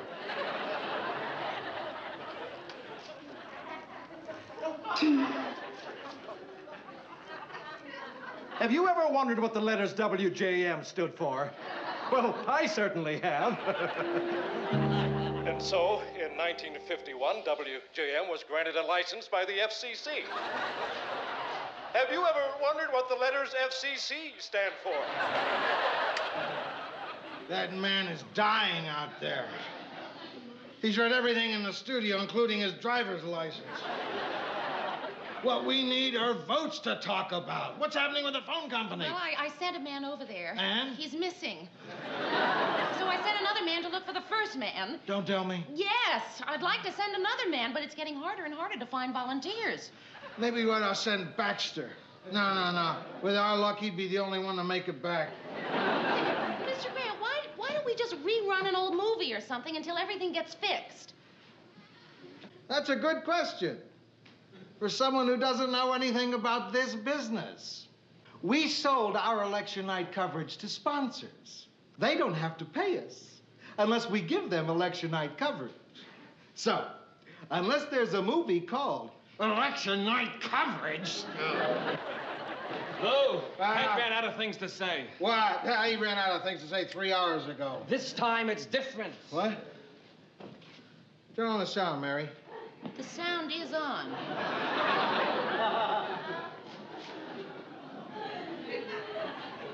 Oh, this is different. What's he doing out there? Breathing. I don't believe I've ever seen that before. Murray, get into commercial fast. Right. That settles it. There are votes out there, and I'm going to bring them here. Mario, get the mobile unit gassed up, check the chains. I'm taking it out. No! No, what do you mean no? No, don't go. No. I didn't say no, Mario. I said yes. She said no. Yes, I'm still going. Mr. Brando, please don't go. I mean, if you go, who's going to be in charge? The same person who's been in charge all night, you. Mr. Grant, the only reason they let me be in charge was because they knew you were here to be in charge. Why don't you stay and let me go get the votes? I can't let you go out in that snow. Why not? I'm good in the snow. I drive very carefully. I've driven in it before. You really think you can? Of course I can. The mobile unit has automatic transmission, doesn't it? 4 on the floor, double clutch, compound low, 4-wheel drive, and a hydraulic shovel. I can learn. Look, Mary, I hate to tell you this, but the mobile unit is a truck. A big truck. A big one. I can still learn. It's something, it's like an H, right? It's more like an H with a W in the middle of it and a T on the side. I'm sorry, Mary, you're still in charge. And will you stop looking like that? Like what? Like that, like a poster for Radio Free Europe. Well, I suddenly just feel so lonely. Turn on the TV. That's always good company. Add the yolks of 3 eggs, half a cup of walnuts, and bacon of 300 for this wonderful election night snack. He's doing recipes? I'll hurry. Yes, ladies and gentlemen, it's still Turner 85, Mitchell 23. But I'm sure our phone lines will be repaired soon, and we'll have some new results. With luck, maybe right after this next commercial. And cut! Ted, are you all right? You're doing this to me. Ted, I'm going to find you some help. Murray, he needs somebody to talk to. And don't look at me. I don't even talk to him at parties. Who are we going to get? Well, what about him? He's already in makeup. Oh, thank heaven, that must be the political analyst. Doctor? Father. Dr. Father? Father Flint. Oh, well, I'm very pleased to meet you. I wasn't expecting to meet a priest. It's my turn to do sermonette. Oh, Father, we're having a little trouble here. I know. I haven't seen a man suffer like that since Joe. Would you consider going on with him? Oh, I'd be delighted. I've always wanted to do a talk show. Thank you, Father. Ted, we've got some help. What's he doing here? Do I look that bad? Relax, my dear boy. You're going to be all right. Now, where's my close-up camera? Am I on my mark here? In the chair, Father. All right, coming out of commercial, stand by. Good luck, Ted. It's going to be fine. And, Father, thank you. Stand by. Action. Back again, ladies and gentlemen. We're fortunate to have an old friend drop by to say hello while our phone lines are being repaired. I'd like you to meet Father... What's your name? Father Flint. Father Flint. Tell me, Padre. Now that I've got you here, there's a question I'm sure our viewers would like answered.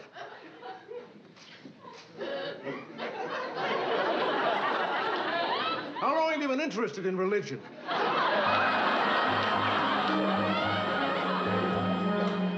Did you hear the one about the minister and the rabbi and the priest who all decided to play golf one election day? Yes, Father, about a half hour ago. Oh, I see. It's time for another commercial. Ted and I will be right back after this important message. And cut!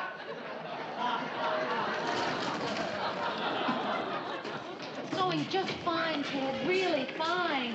I think you're going to have to find someone to take Father Flint's place. No. Poor man, he seemed to have lost a lot of his wind after they sang Danny Boy. Hey, listen, everybody.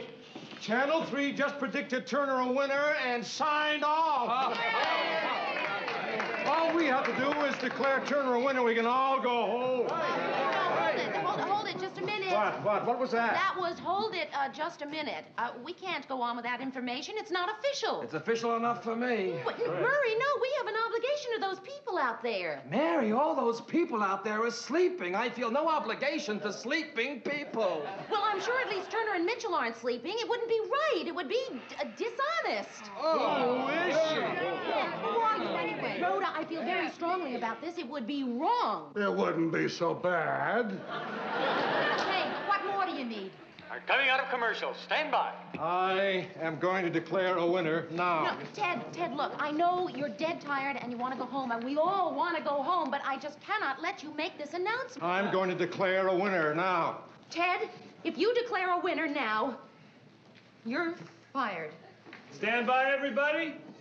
And action. Welcome back, gentlemen and ladies. It looks like...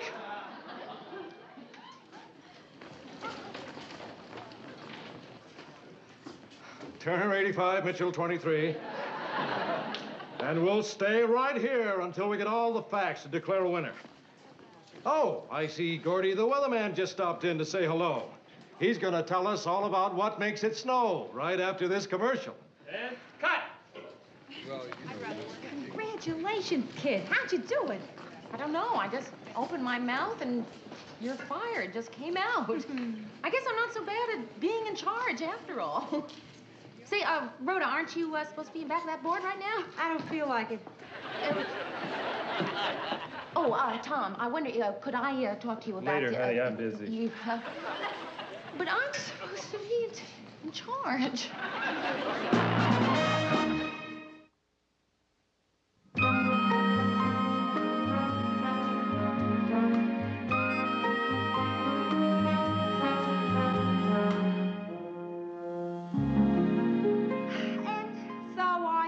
To pack my bags and leave New York City and come here to Minneapolis.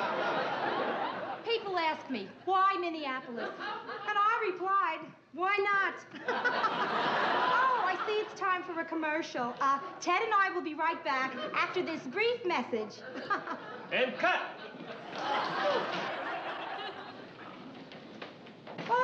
And what did you do after you got to Minneapolis?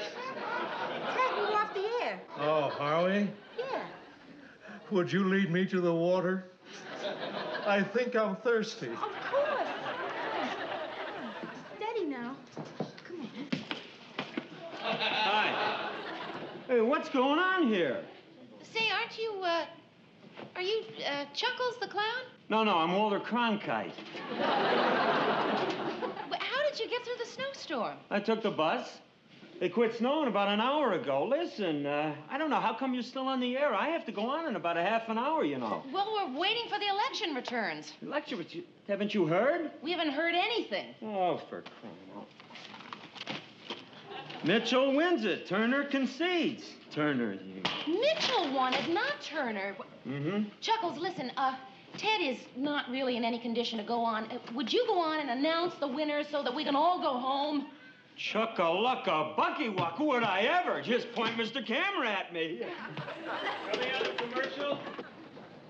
And action. Hi, boys and girls. Our new mayor is Mr. Mitchell.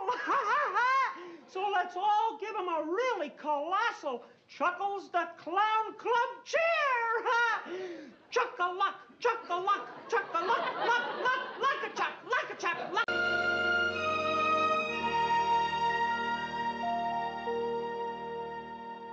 The wind is from the northwest, and tomorrow the weather will be clear. And now to top off this edition of the 6 o'clock news. My story. A lady in Philadelphia lost her dog. She went to the pound and found it. And when she got home, she found she had the wrong dog. The woman who didn't know one dog from another was a vegetarian. Veterinarian! There's probably somebody calling to ask us to explain what Ted just said. Newsroom. Oh, hi, Rhoda. Listen, I'm sorry I'm late. I got hung up here. Did you think of a movie for us to see? No, don't pick me up. I want to come home first. Yeah, I'll try to think of a movie. Bye-bye.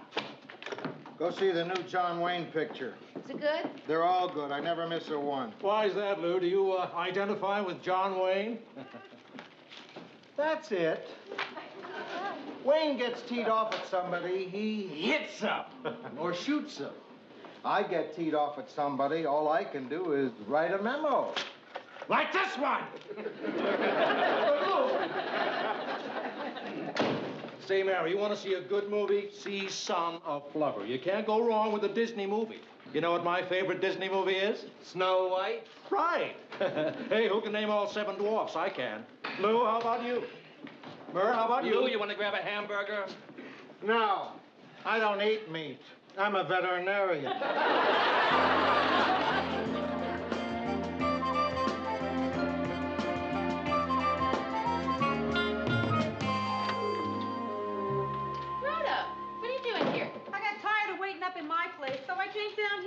Listen, I'm sorry I'm late.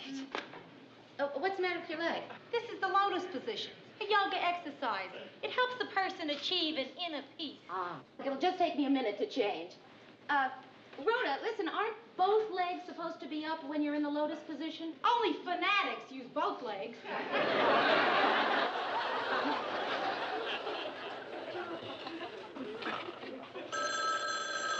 Hey, can you get that?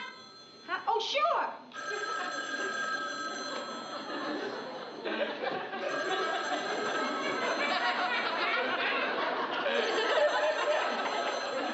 Hey, Mary, I can't. What? Hello? Yeah, Phyllis, hang on just a second. Fanatic. Yeah, Phyllis. Well, I'll tell you, I was just about to go out to a... Well, all right, I'll wait. Bye. I knew I should have met you at work. Now, don't tell her we're going to the movies or she'll want to come along. And you'll let her. You know, she sounded kind of frantic. Sure. She's frantic. We might go to a movie without her. Oh. Hi, Phyllis. Something's come up, and I wondered if you could take care of Bess for a few days. Oh? What is it? Well, it's Lars, Mary. He's contracted a case of varicella from one of his patients. Varicella? Yes. What's that? Lars is in the incubation period, and I'm immune. Well, Chicken pox! That's what that quack's got, chicken pox. I really wouldn't ask you if it weren't an emergency, Mary. You said varicella, but it's plain old mundane chicken pox. Rhoda, would you A please... kid's disease! Rhoda, please, Phyllis. Don't misunderstand this, but are you sure that Bess wants to stay with me? I mean, you know, she's not exactly crazy about it. Mary, it's time Bess found out that life is no bed of roses.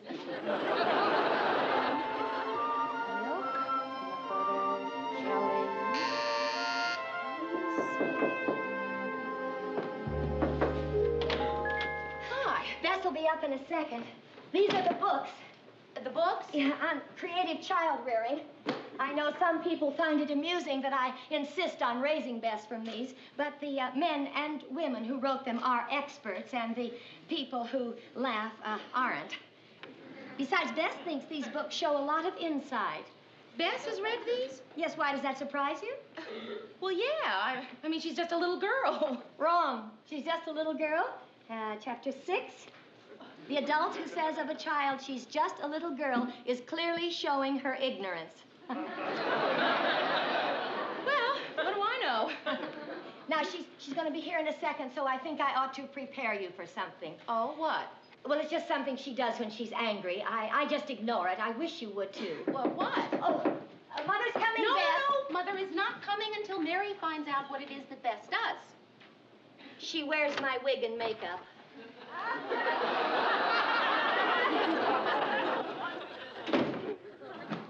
Mary will be doing the very best she can, Bess, and we can't expect too much of her. Remember, Mother and Father love their Bess, and Mary likes her.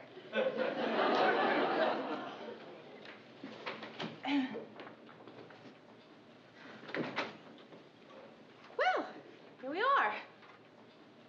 Have you had dinner? Yes, Phyllis burned it. Oh, I'm sorry. Why? You didn't burn it. Well, no, but it's just that, you know, when you try to fix something and then it doesn't turn out right, it's kind of disappointing. Well, it doesn't bother Phyllis. Do you always call your mother Phyllis? It's her name. Yeah, I know, but when I was a little girl, when I was a young person, I always called my mother Mother. I still do. I mean, I never even think of calling her Marge. That's what it is. It's Marge.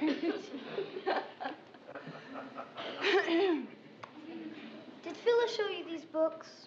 Yeah, I haven't had a chance to really get into them yet. Yeah, well, I think you ought to. This isn't going particularly well so far, you know. No. You like having all that makeup on your face? Yes, do you? I think it makes you look awful.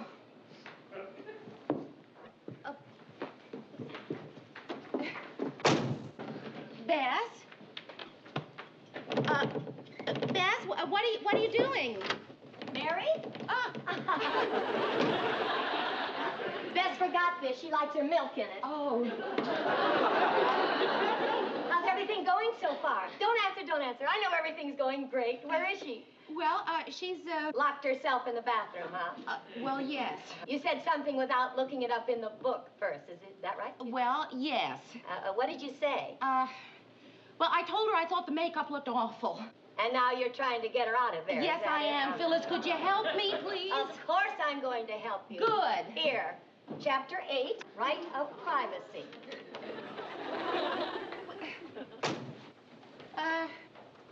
Bess, I respect your right of privacy. I don't mind your locking the door. Really, I don't. And, I am always eager to participate in a free and open discussion of whatever it is that's bothering you. Really, I am. You might have to burn your washcloth. It's got gunk all over it. I recognize those quotes. They're right from the books, aren't they? Well, yeah, they are. Hey, what do you say we forget the books and talk about what fun we can have tomorrow? How about that? I'm not working, and you and I could go shopping. What for? Nothing. You don't have to buy anything when you shop. And that's kind of nice, because if you know you're not going to buy anything, then you don't have to wonder whether or not you can afford it.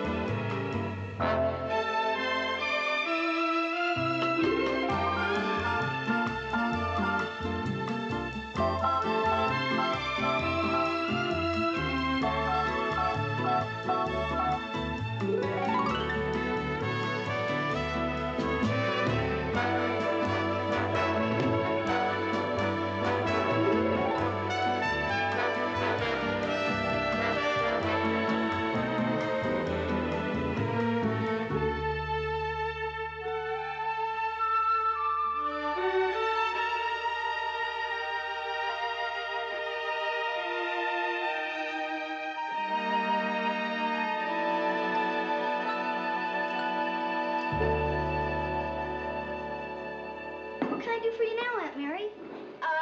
Well, why don't you go get the mail? Okay. I'll get it. Hi, Aunt Rhoda. I'm going out to get the mail, but if you haven't had breakfast yet, set a place for yourself. Who is that nice, short little person? That's my roomie. I can't believe it, Mary. What happened? Well, you know something? She's really just a nice little girl. How? How what? Did you do it? I didn't do anything. Well, all right, maybe I did. Hey, Rhoda, have you ever wondered what kind of mother you'll be? I don't care, as long as it's not unwed.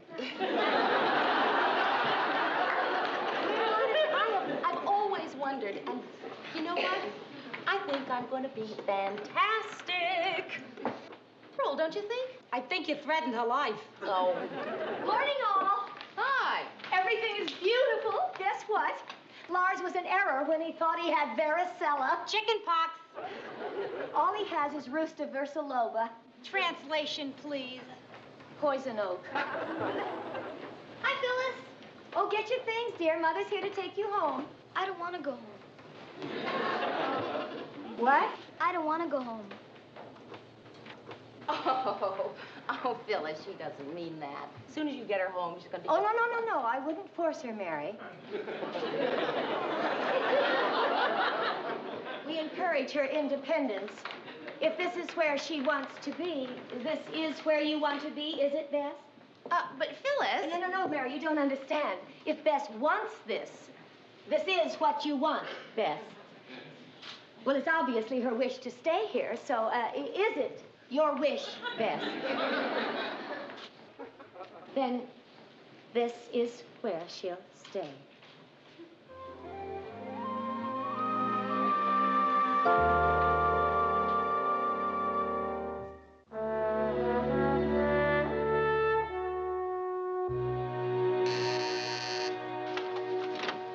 Oh, hi, Mary. Come in, love. Phyllis, listen, I just feel awful about this. About what? Well, about what Bess said. I mean, what I think is she just wanted to stay with me for breakfast. Oh, no. She meant she wanted to stay with you forever. No, Phyllis, I'm sure she didn't. Oh, but she did, love. You're gay and young and unencumbered. Not like me, the old drudge who cooks her meals and mends her tattered little clothes. Of course she wants to stay with you. No, she doesn't. But she does, dear, for now. Maybe in a week or two she'll become bored. Not with you, of course. Maybe less than a week. Honestly, Phyllis, I don't know how you can be so calm about this. I mean, if my daughter... Should you ever be so fortunate as to become a wife, and then mother a child like my Bess, trust me, Mary. Well, okay, But boy, Phyllis, I really... Trust me. Oh, Phyllis, I hate to ask this. I mean, I've never had to ask the question. Ask anything. Phyllis, I've got a date tonight. Could you babysit? Good evening, ladies and gentlemen. This is Ted Baxter with the 6 o'clock news. So far, so good. It was disclosed today that Deputy Defense Minister Nguyen Nguyen Banwat met last week with Lanol at a top-secret enclave near Phnom Penh. Whatever happened to good old days when they had wars in England? You'd find a way to mispronounce London. Ted, Mr. Grant asked me to remind you it's Richard Milhouse Nixon, not Millhorse.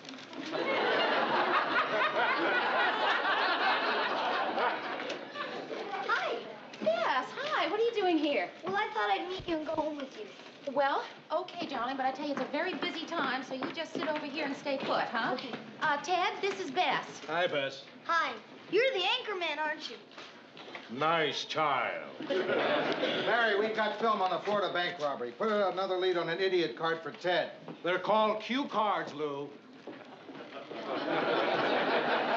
I don't know why everyone feels compelled to call cue cards idiot cards. We just have trouble thinking of you as a cue. Mary! Have I got an appointment with you? Now, what are you doing there? I'm I'm waiting. We're all waiting, kid. Did you forget that lead on the diet pills? Yeah, I got it. All right. I have an idea for you while you're waiting. Why don't you draw a picture? I can't draw anything but flowers. Well, then draw flowers. I'm so tired of drawing flowers. I've been drawing them since I was 4. Ah, well, then look, a horse is easy.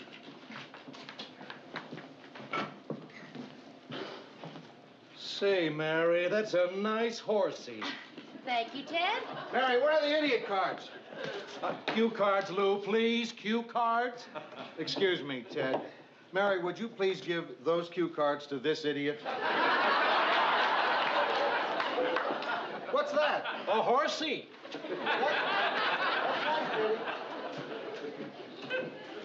Hi. Hi. I'm waiting for Mary. Oh, you want something to do? Uh-huh. Do you like to recite in school? Yeah? Okay, repeat after me. Nguyen Van Wat. Nguyen Van Wat. Phnom Penh. Phnom Penh. Richard Milhouse Nixon. Richard Milhouse Nixon. Good. How'd you like to be the anchor kid? But for now, why don't you make some notes about the newsroom and write a composition for school, okay? Okay. Good girl. Mary, see if you can do this in 5 lines or less. What's your name, please? Lou, What do you do here? I'm the boss. Thank you. Mary! How's it going? Fine. Good. Yes, sir. Who's the kid? Oh, well, that's kind of a long story. Not gonna be a long story. I say, who's the kid? You say, Sally Jones. Who's the kid? Bess. That wasn't too long. She's the daughter of my downstairs neighbors, but now she's staying with me, and... You may not have noticed, but I never cuss when there are kids in the newsroom. Yes, I did. I noticed that, and I want you to know I appreciate your watching your language. I don't like to watch my language. I don't like having kids in the newsroom. I mean, I'd like to cuss right now because that kid's out there. But I can't cuss because that kid's out there. Do I make myself clear? I think so. You'd like to cuss, is that it? Yes. Well, then, I'll get her out of there. Good. I feel a cuss coming on. This is too good to waste. Send Ted Baxter in here.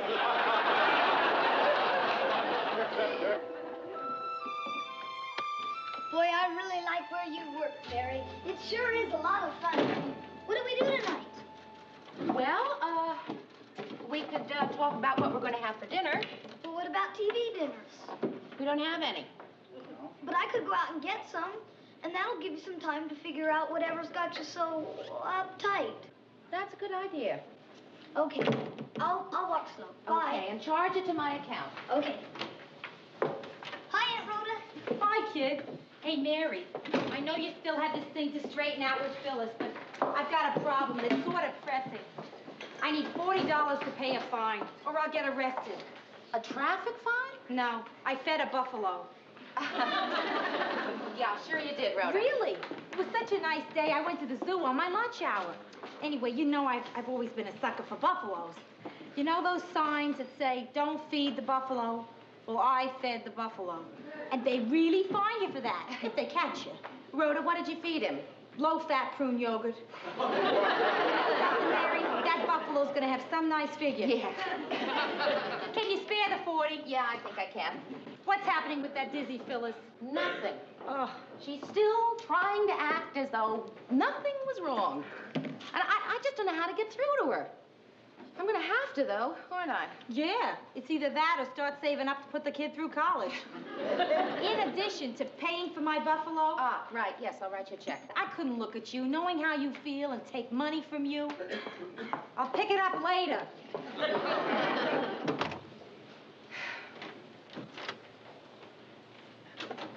I brought Bess a little cabbage soup. No offense, I know you're a wonderful cook and you're feeding her well. Where is she? She's out buying TV dinners. Well, I just dropped by to see what time you wanted me to babysit tonight. Phyllis, sit down, will you? I was just calling you to tell you that I think everything is kind of crazy around here, and it's going to get even crazier if you don't do something. What's your problem, Mary? It's not my problem, Phyllis. It's yours. Bess. Oh, we've been all over that. It's just a phase Bess is in. Phyllis, you know what? I think Bess would want to come home if you'd just show her that you miss her. Why don't you come right out and say it, Mary? You think I'm a lousy mother. No, I don't, Phyllis. I'll tell you exactly what I think. What are you trying to say? I'm trying to think of a nice way to say that I think you're a lousy mother. Well, Miss Daughter Snatcher, let me tell you something. I have read all the books, and I feel that what are you doing wearing my love beads? Oh, Bess made these for me this morning. Can you beat that? She's made you the same bead she made for me. She loves you. She wants you to be her mother. Oh, Phyllis. What is it? Bess. She saw me crying. Oh, she'll hate me for being weak. Oh, hate you? Oh, Phyllis, listen. Look, you and I have been good friends for a long time, right? Well, not so good as you think. I mean, it's because you come on so darn strong all the time. And, well, I like you so much better when you come on weak. And if I feel this way, well, imagine how Bess felt when she saw you just now. Well, why imagine? I'm going to go get her. Mary? Yeah? Should I keep crying? It wouldn't hurt.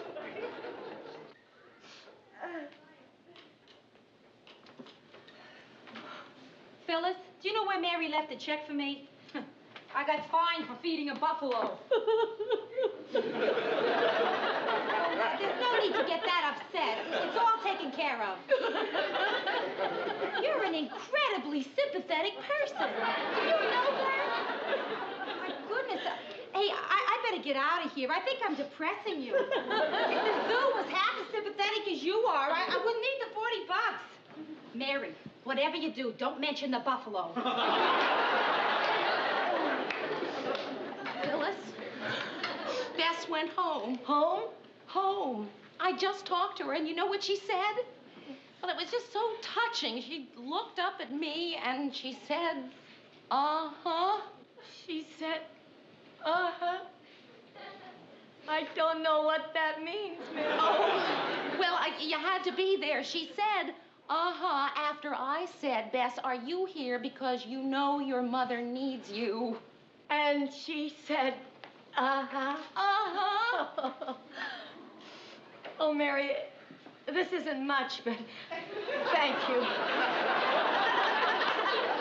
You're gonna make a wonderful mother. I know.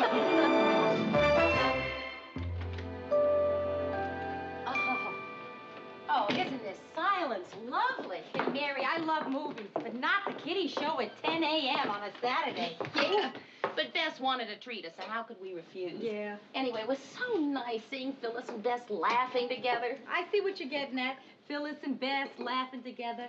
The world has a nice big pink Mary Richards bow around it. Is that it? Well, yeah, something like that. Well, let me tell you something. That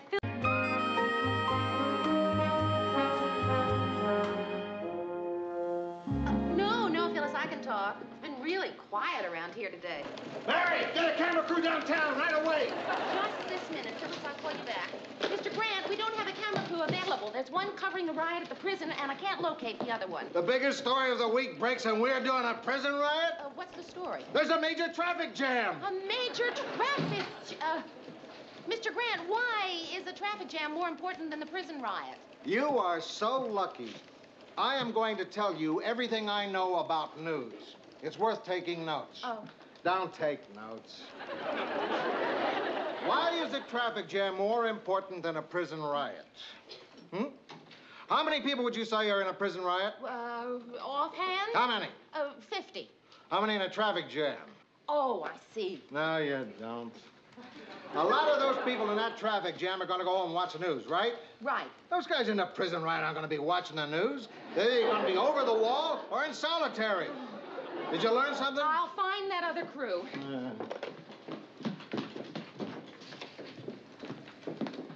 Is this Mr. Grant's office? Yes, it is. Well, I'm an old friend of Lou Grant's. My name's Frank Corelli. Will he be with you in just a minute, Mr. Corelli? Frank. Frank. Prison? Would you give me the warden's office, please? Thanks. Yes, can you tell me where the riot is today? Oh. Well, as you were taking over the office, did you happen to notice a WJM TV crew, hello? Sorry, a kind of a crisis situation has arisen. I'm sure Mr. Grant won't be too much longer. I got it solved for you, Lou. How? I dug up this film of a 1952 traffic jam. All traffic jams look alike.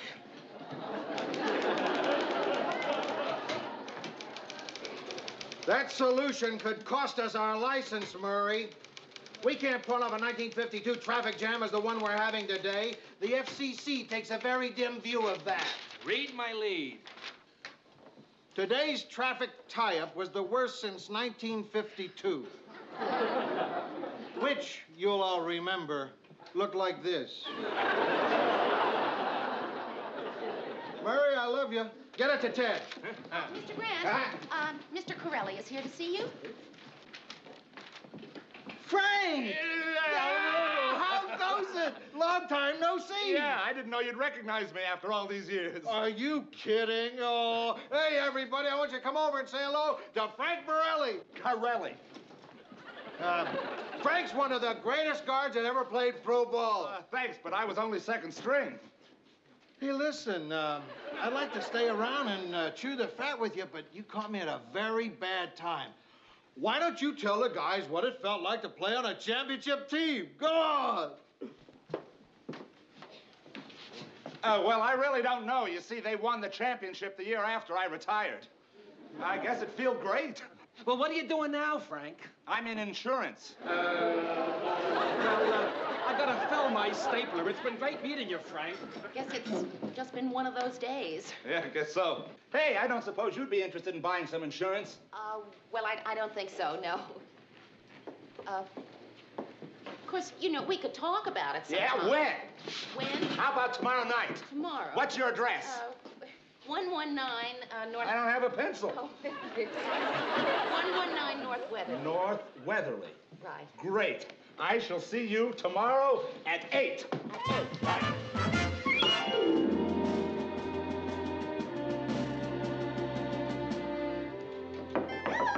Come in. Hi. I'll just be a minute. And that's not likely to help, Rhoda. What? I'm just kidding. Actually, you never looked better. Very funny, Phyllis. Mary, I'd like to give you a chance to atone for hanging up on me today and do a service for mankind at the same time. She already did a service for mankind by hanging up on you. How would you both like to help abolish capital punishment? Phyllis, there's no capital punishment in this state. Well, that was easy. Well, we can't give up the fight just because we've won. All right. What is it you want us to do? Well, we're having our annual dinner dance next month. You have a dance to abolish capital punishment? Well, it's not all frivolous. We do have an electric chair on display. How do you feel if you're dancing and the lights flicker? That's all right, Rhoda. Forget about it. I understand. It's because the subject makes you nervous. Even we pros have a tendency to joke about it. Why, only this afternoon, a girl told us a joke that broke us up. You'll appreciate this, Rhoda. You know what the definition of a guillotine operator is? I'm afraid to guess. A guillotine operator is a man who can keep his head when all others around him are losing theirs. Oh, shoot. Are you expecting company, Mayor? No, I wasn't. That's cute. No. Hi! Look, I was playing with some kids in the park, but I remembered our appointment, so I hurried back to my place, picked up the trusty old briefcase, and here I am. Ladies, hope I'm not late. Well, actually, you're about 23 hours early. You mean it was supposed to be tomorrow? Right. Oh, boy, am I dumb. Well, listen, as long as you're here, Phyllis, Rhoda, I'd like you to meet Frank Corelli. He's going to show me some life insurance plans. Why don't you sit down, Frank, and I'll get you some coffee. Oh, could I have some milk instead? Milk, sure. Life insurance, huh? Well, that leaves me out. I still haven't met a beneficiary. My husband and I are into cryonetics, so, of course, we don't need any insurance. What's that? Well, when Lars and I, go, we will be frozen. Then, of course, when they discover a cure for whatever it is that made us, go, we will be defrosted. Hey, I think we could work out a plan where you wouldn't have to pay the premiums while you're on ice. Good thinking. Frank, how would you like to serve humanity by stopping capital punishment? And all you have to do is buy a chance. Yeah, a chance, sure. You can win a genuine antique guillotine. Ah, just what you've always wanted, right, Frank? For that wall, you never know what to do with. Oh, that'll be $10. $10? Oh. Well, here you go, 2 5s. Oh, thank you, Frank.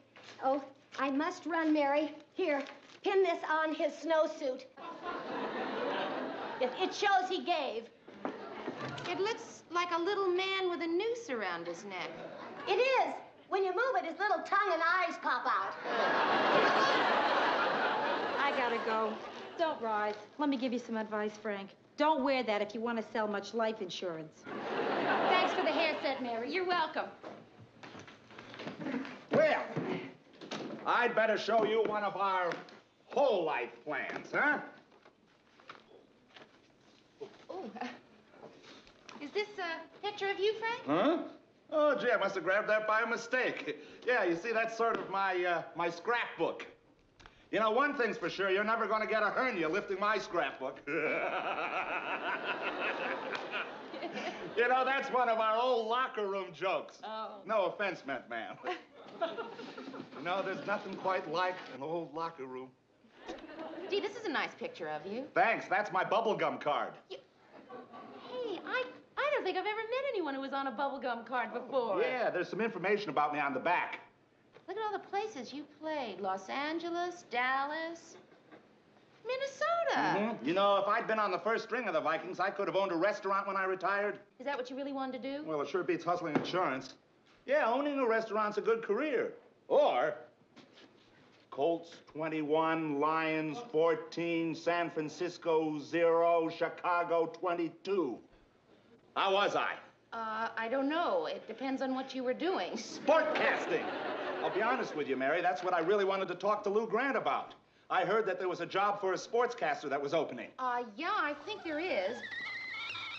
Well, how about it? Do you think you could get me a crack at it? Well, you don't need me. Mr. Grant's going to have open auditions for the job. Yeah, well, it never hurts to have contacts these days, Mary. Yeah, but in this case, In fact, you Frank... gotta have a contact to get anywhere these days. Yeah, but I don't think... Hey, will you be my contact? But I... Will you be my contact? I'll be your contact. Mr. Grant, has the sportscaster's job been filled yet? No, but it won't be open for long. Everybody in the state wants that job. And why not? All you have to do is stand in front of a camera, read the scores for 2.5 minutes, and collect 20 grand a year. I'm trying to figure out a way I can throw the job to my wife. Do you think that Frank Corelli might be any good? No. But what if he came in an audition and, I mean, just really knocked you right out? I mean, what if he was terrific? You know, that's not a bad idea. You mean seeing Frank Corelli? No, my wife. If I put her in a sports jacket, pull her hair back, tell Frank he can audition. Yeah? Hi! What? Bet you didn't expect to see me today. No, I didn't. What are you doing down Plugging there? in my tape recorder. Oh! Are you all right? Oh, yeah, it's been hit a lot harder. Hey, you want to hear my book? Hear your book? Yeah, it's something I started my last year in training camp. A lot of the fellas are doing it. Sort of a diary on tape. And then they get some author to come in and turn it into a book. I never finished mine, though. Well, it shouldn't be a total loss. At least you can get to hear my speaking style. Oh, by the way, I spoke to Mr. Grant. He said you can audition. Oh, that's terrific. Thanks. You see what a contact can do? Okay, now listen to this. Testing. 1, 2, 3, testing. It gets better. My Life on the Gridiron by Frank Corelli. This book is dedicated to my wonderful teammates.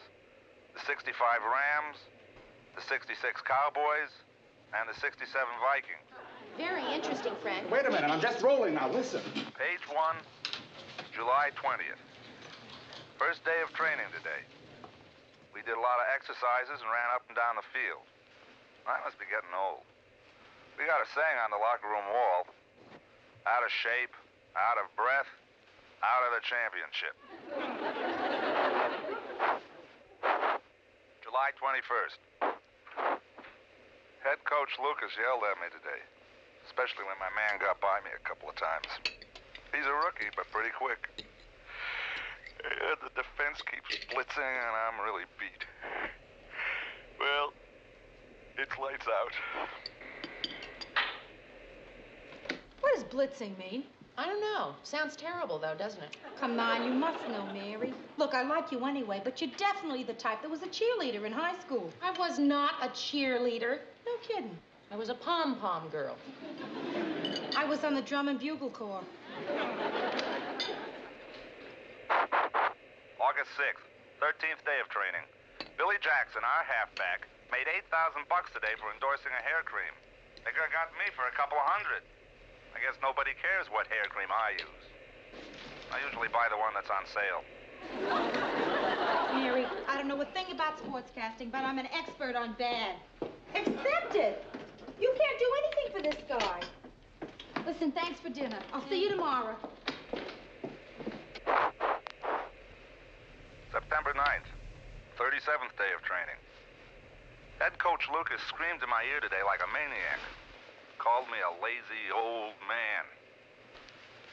Well, he just does that so I'll play better. Frank? Hmm?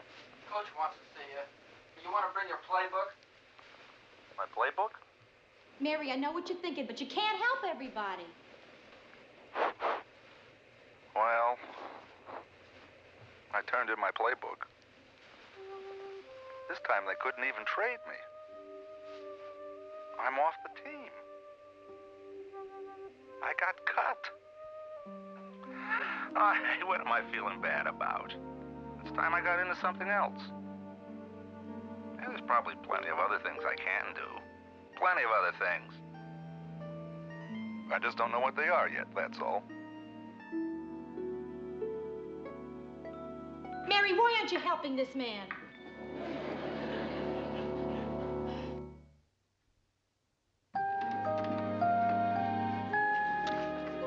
Anything interesting, Mary? Well, a couple of bills. An ad for a correspondence course. Oh, yeah, for what? The famous plumbers school. The famous plumbers? I don't know. I get on some weird mailing list every once in a while. Make way for the master chef. Hi, what's the occasion? Well, you girls have been so nice to me, I thought I'd come over here as a surprise and cook you all dinner. You cook? Do I cook? I'm Italian, aren't I? Hey, that's great. I love Italian food. What are you cooking? Steaks. Steaks. What? A man's got to be pretty serious when he starts cooking dinner. Oh, well, that's silly. I'm not kidding, Mary. This isn't just gratitude. He's after one of us. Rhoda, you're being ridiculous. Do you think so? You pom-pom girls always wind up with football players. Hey, Mary, where do you keep your meat pounder? My meat pounder? Oh, yeah, I should have known. What would a classy lady like you be doing with a meat pounder?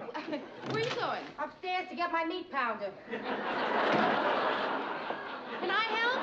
Huh? Oh, no, you relax. You work today. Well, so did you. No, I didn't. Every time I go out to sell insurance, my stomach gets all upset, and I think that I'm bothering people.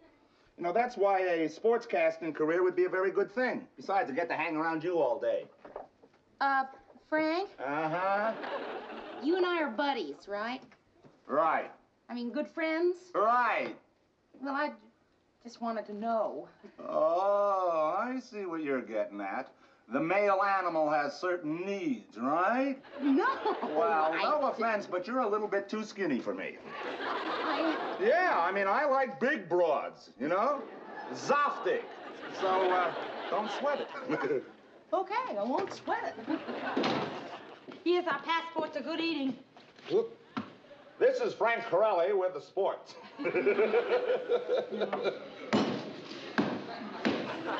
Frank, you gotta do it my way. Am I getting through to you, Frank?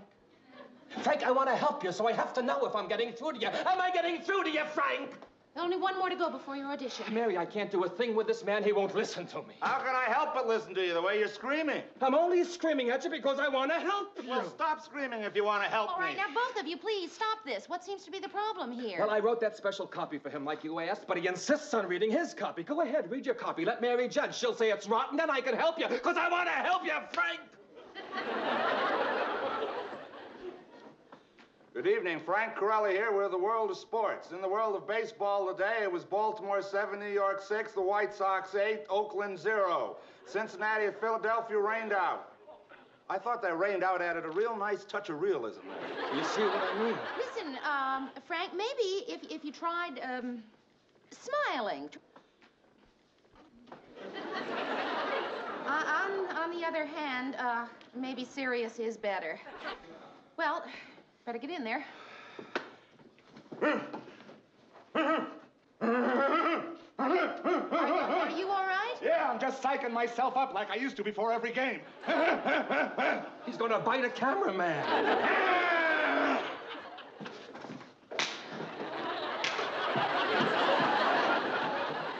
Oh, no. What's the matter? Well, that's Timmy Brown over there. He was all-pro halfback for 3 years. He's good-looking, intelligent, popular. Hey, Frank, how you been? Hi, how are you, Timmy? Gee whiz, it's good to see you again. You know, the last time I saw you, you were going right over me for a touchdown. Listen, they'll be ready for you in a minute, Frank. I'll be hearing from you, Lou. All right, nice going, Timmy. Good to see you, Frank. Yeah.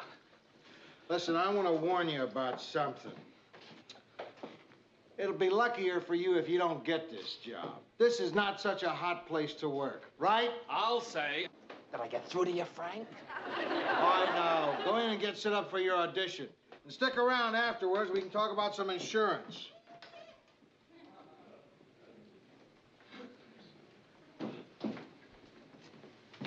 He doesn't have a chance, does he? No. Timmy was terrific. And he had to be, because my wife wasn't half bad. This is Frank Corelli with the sports. Today in the world of baseball, it was...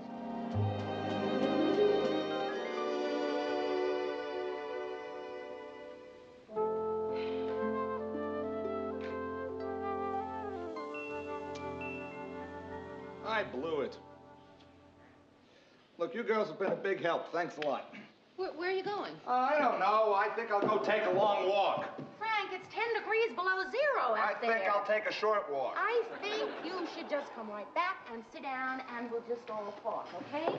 That's what friends are for. Well, there goes my sportcasting career, just like my car selling career and my insurance selling career. And Why don't you just get a job, Frank? What do you need a career for? Because that's what you're supposed to have. Now look at Frank Gifford. I'll bet he makes close to... What's the difference what Frank Gifford makes? I mean, there are other jobs you can have besides being a sportscaster. Are all ex-pro ball players sportscasters? What else do they do? Besides owning restaurants? Yes. Because you got to be on the first string to own a restaurant. I know that. Even if you were on a championship team, then maybe you could own a bar or something. But the point is, you don't own a restaurant. Yeah, because I never made the first string. All right, what else did they do? Besides owning restaurants? Yes! I don't know, let me think. Yeah, there was Whizzer White. Now, he has a fantastic job. He makes $60,000 a year, and besides, they can't fire him. What does he do? He's a Supreme Court judge. Oh. Well, talk about contacts. Isn't there something just a little simpler? Yeah, Jim Brown's got a real simple job. All he has to do is act with Raquel, what's her name, and I bet he makes $100,000 a picture. Frank, if you could do anything in the world, what would you do? Play ball. Besides that. I don't know, hang around Mary's. Oh, come on. Well, I haven't thought about it. Yeah, one thing I know I do for sure. What? Go back to Florida. Oh, the people here are terrific, but that weather out there, that's for polar bears. Well, then why are you living here? Well, I mean, I last played ball here, and this is where all my contacts are. I couldn't even get a job selling insurance in Miami. But, Frank, Frank, you don't want a job selling insurance. Hey, maybe if my contacts here knew some contacts down in Florida. Would you just forget about the contacts for a minute and just think about what you really want? I got enough money for airfare and maybe 1 or 2 weeks down there. Frank, you're healthy. You won't starve to death. Do you girls know what it is like down in Florida right now? Tomorrow the sun will be shining. I bet it's going to be 80 degrees and I'm going to do it. Yeah, before I change my mind, I'm going to do it. And you know what I'm going to do the first thing when I get off the airplane? I'm going to throw away this dumb overcoat, and I'm going to run down to the beach, and I'm going to go diving into the water, and while I'm floating on my back, I'll be thinking about you two girls and wondering what I'm doing floating in the water with my clothes on. Goodbye. Goodbye. Goodbye. Bye. Hey, Frank. Oh, thanks. Gee, I should leave more often. Oh, you let us hear from you. Sure.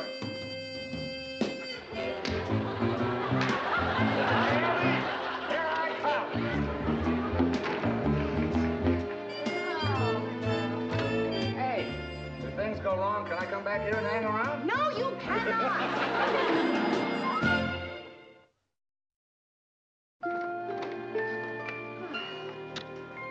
Anything interesting? Hey, what's that? I don't know. It doesn't have a return address on it. Maybe it's obscene. Oh. Hey, wait a minute. They do send things in plain, unmarked brown wrappers, don't they? Right. Better open it. Never heard of an obscene tape. They're constantly innovating.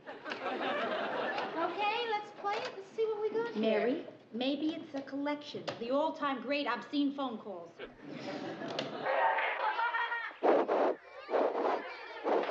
I'll give you one guess.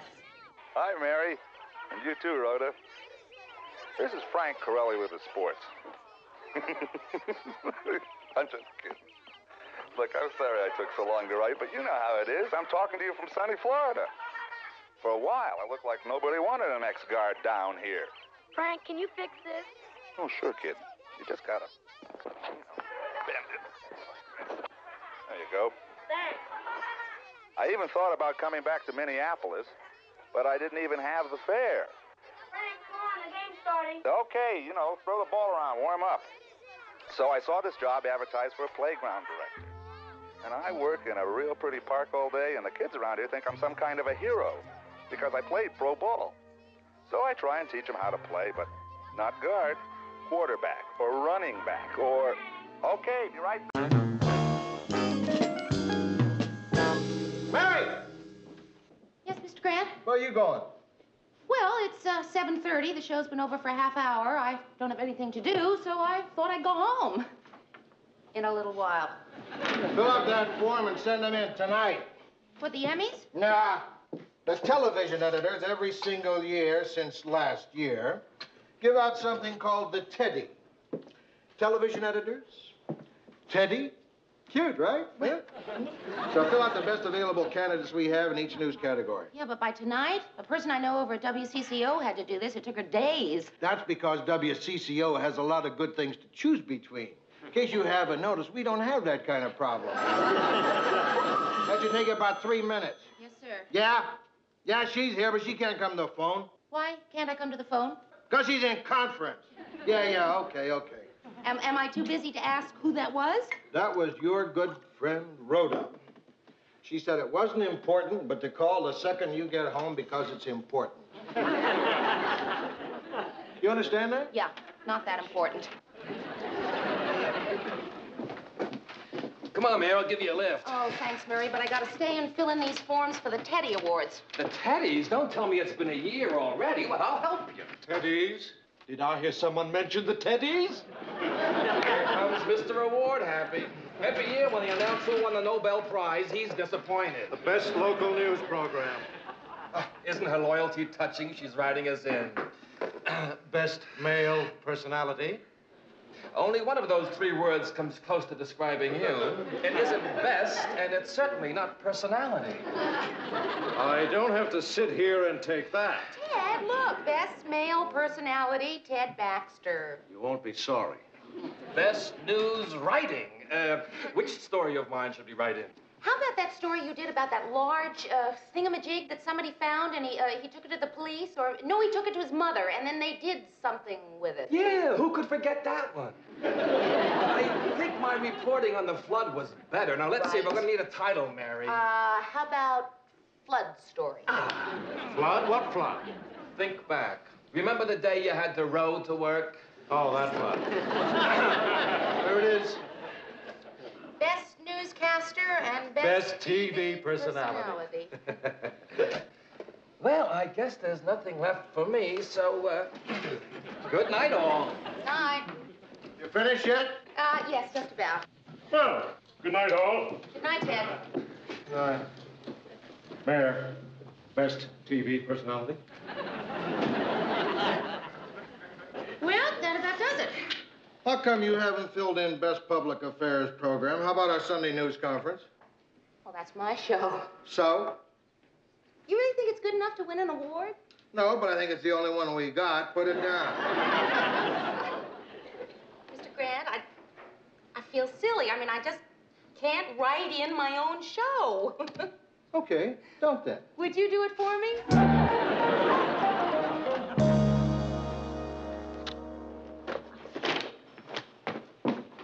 Hey, how come you didn't call me the second you got home? This is the second I got home. Mary, it happened. It? The big it? Yeah, I'm engaged. No! You're right, I'm not engaged. But he's closing in.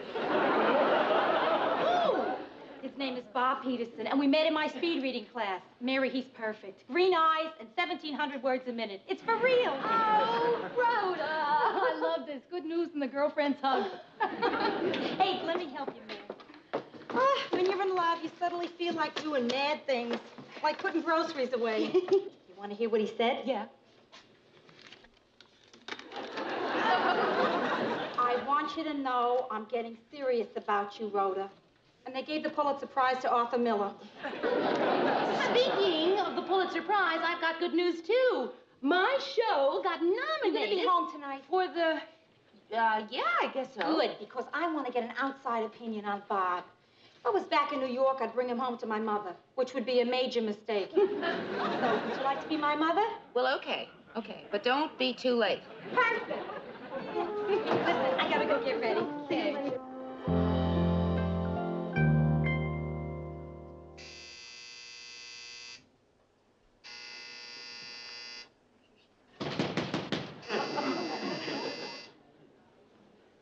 Who is it? Me, Rhoda and Bob. You're not asleep yet, are you? 2 a.m. No, I wasn't asleep. Not at all. I'll just, be right there.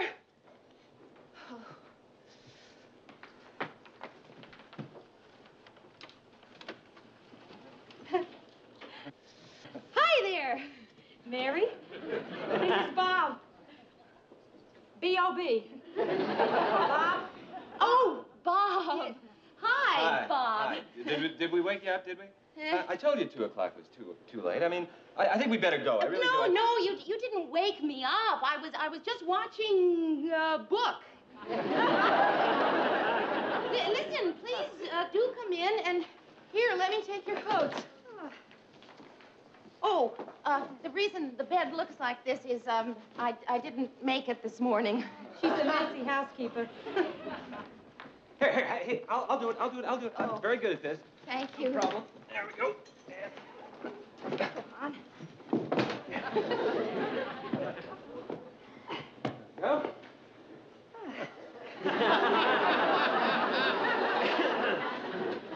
Well, this is Bob. Doesn't he look terrific?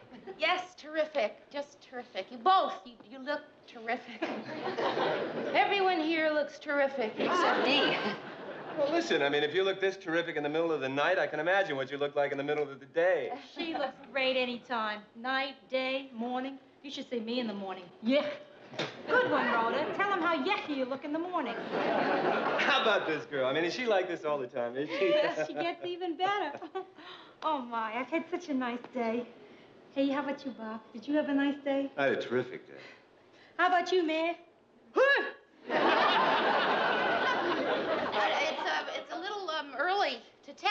but, you know, I did have a nice day yesterday, however. Oh, yeah? What happened?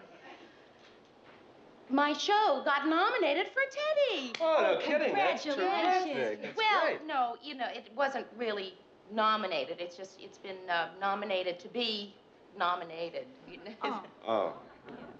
Coffee. That's what this little coffee. Well, what do you think of that Mary? Isn't she terrific? She's lovely.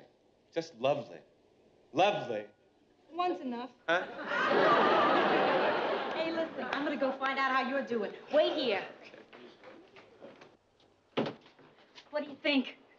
Rhoda, when you said you had an early date, I didn't think you meant early as in early in the morning. I told you we'd be by tonight, and I figured you might be worried and waiting up. Worried? Rhoda, I don't know, maybe I'm a bad mother, but I wasn't worried and I wasn't waiting up. What do you think about him? Huh?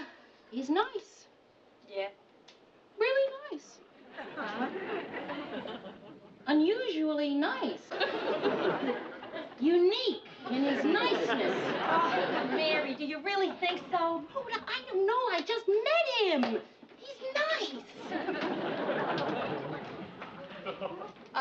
Bob, would you excuse me just a minute? Sure. What did she say? What? She thinks you're nice. Is that what she said? Yeah, nice. Hey, listen, it turns out she wasn't reading a book, so I think we better split. Well, listen, you know what I think would be a good idea? Kind of ask her to go out with us tomorrow night. Sort of make it up to her for barging in like we did. You know something, Bob? You are nice. Yeah. Hey, Mary? I'll be on in a second. Mary, look, I was wondering, well, Rhoda and I, do you like basketball? Yeah, it's okay, I guess. Well, great. We'll pick up tomorrow night at 7:30 sharp, okay? Come on, let's go. Good night, Mary. See you tomorrow, kid. What'd you say? Did you say something, Rhoda? I'm gonna kill her.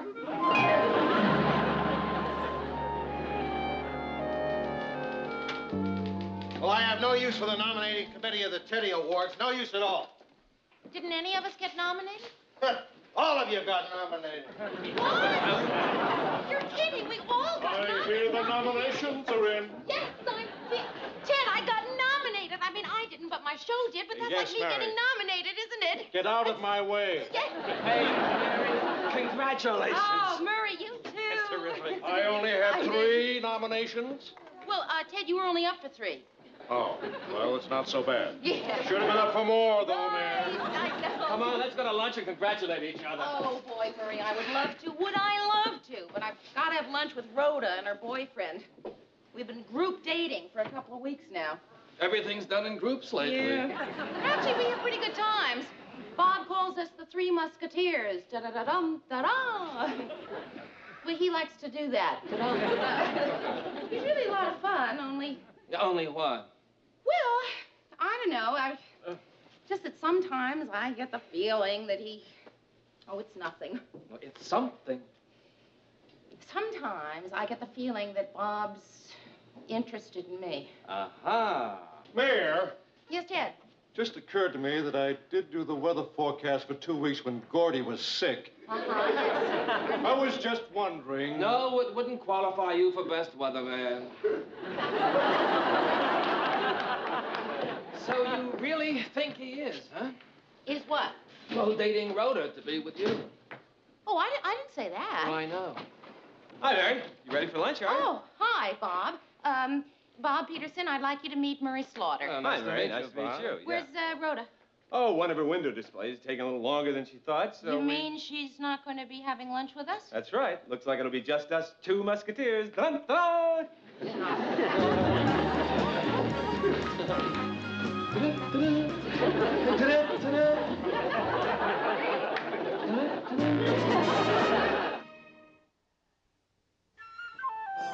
So, you and Bob spent the entire lunch talking about me, huh? Mm-hmm.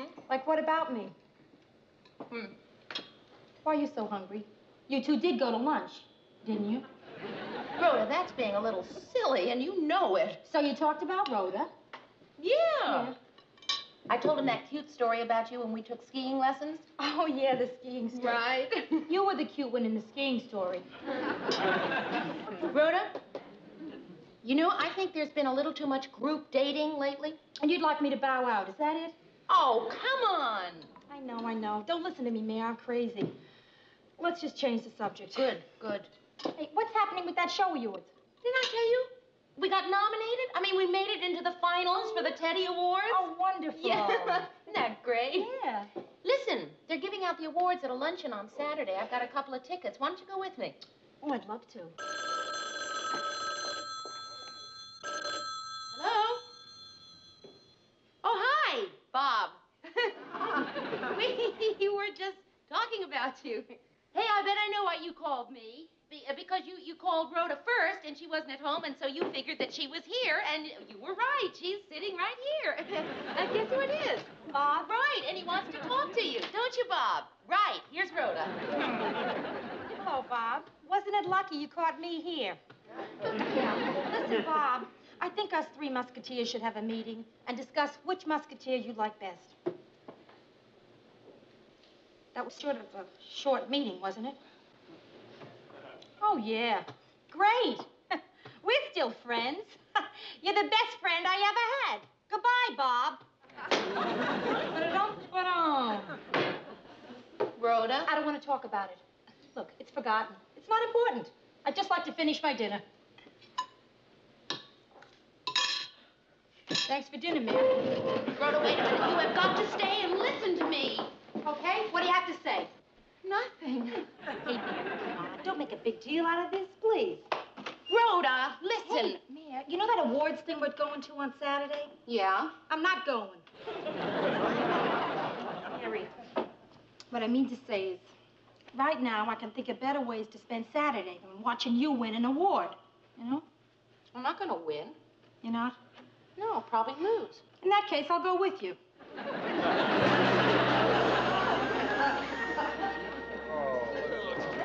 Nervous about his award.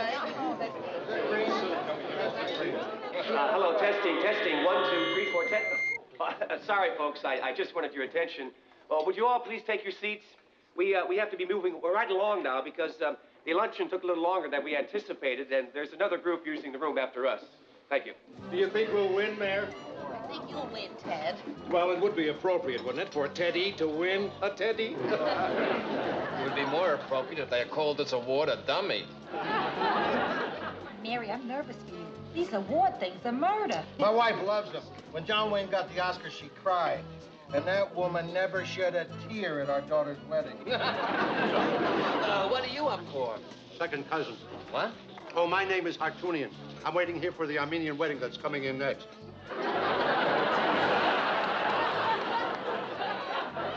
Well, you're a little early, aren't you? Listen, if you don't come early to an Armenian wedding, you can starve to death.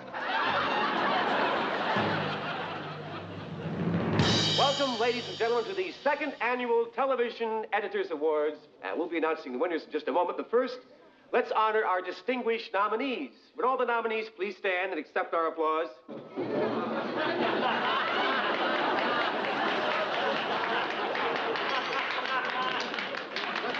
Just like an Armenian wedding, when they ask the immediate family to stand up.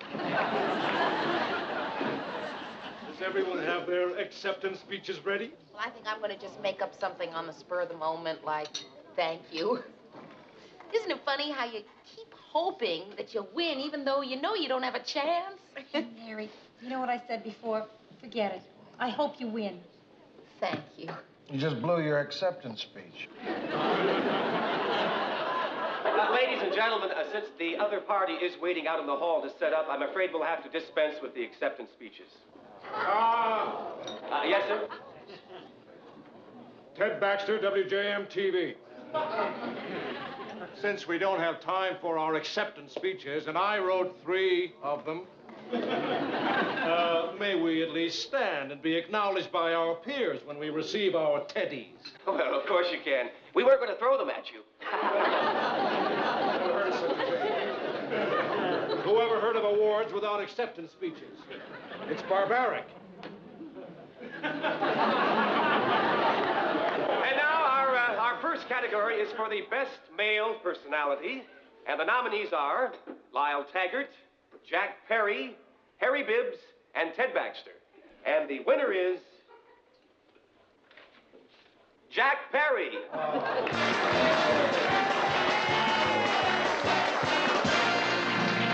Well, that's not fair. He's on educational television.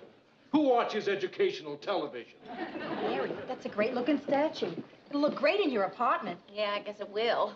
Would, if I win, but I probably won't. And now for Best Newscaster, the nominees are Joe Clark, Bob Hughes, Walter Matthews, Ted Baxter.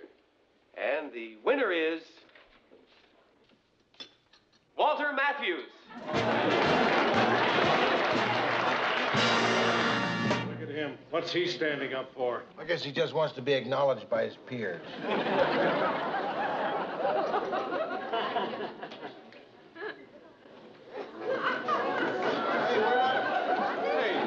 What's going on? You see those white flowers over there? Yeah. They're from me to the bride and groom. Ladies and gentlemen, as you can see, we must move right along. We have quite a few more categories to cover. And now for Best Public Affairs Program, the nominees are Sunday Afternoon Newsmakers, Richard Cox, Sunday Afternoon Review, Michael Bronson, Sunday Afternoon Hot Seat, Harry Marks, and Sunday Afternoon News Conference, Mary Richards. And the winner is... What?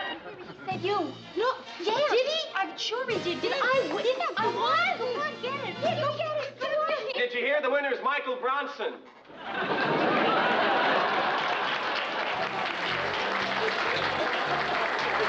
I'm so embarrassed. You get used to it.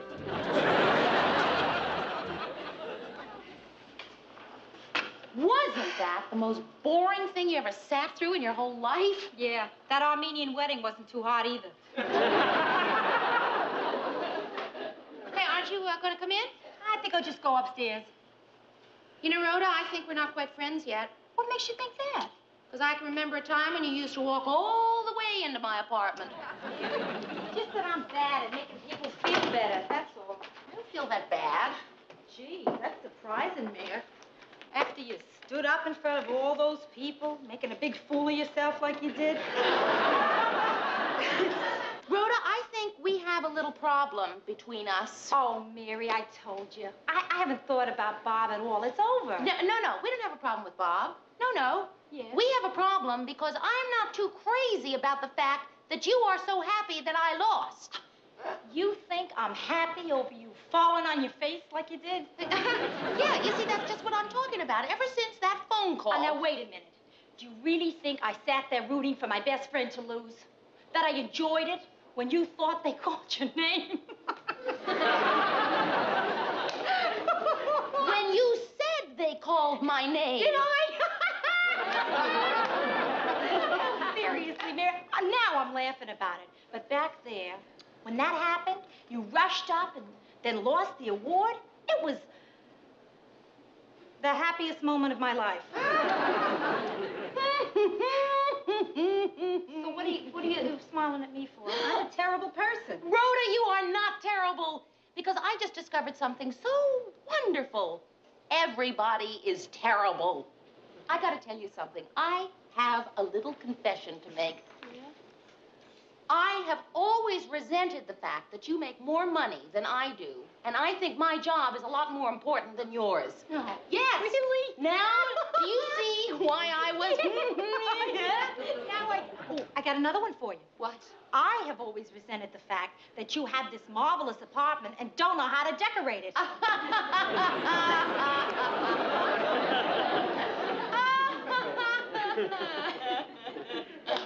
Oh, Rhoda, I feel like I have a giant weight off my shoulders. Right. Isn't this wonderful to be able to talk honestly like this? Right, yeah. I got another one.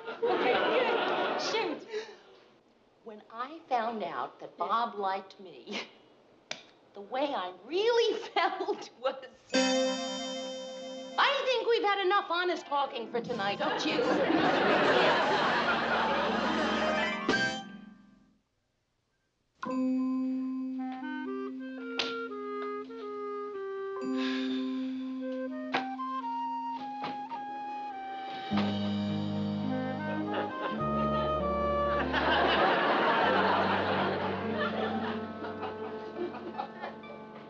morning, Ted. What is that supposed to mean? Nothing. I guess I'm a little upset about the awards. I'm sorry you didn't win. Thank you. I'm sorry you didn't win. Didn't win. Didn't win. Just because I lost 3 times is no reason for you to... Just what we don't need. Dissension on the news team. Next thing you know, they'll be having fistfights in the locker room. I think it's time for a little picker-upper. Oh, Mr. Grant, you don't No, want no, not that kind. This kind. Well, where'd you get that? I bought it at the Tinker Trophy Company. I figure we give it to the whole newsroom. Everybody feels like they've won something, perk up their spirits. Oh, Mr. Grant, that is so warm and lovely. Yeah.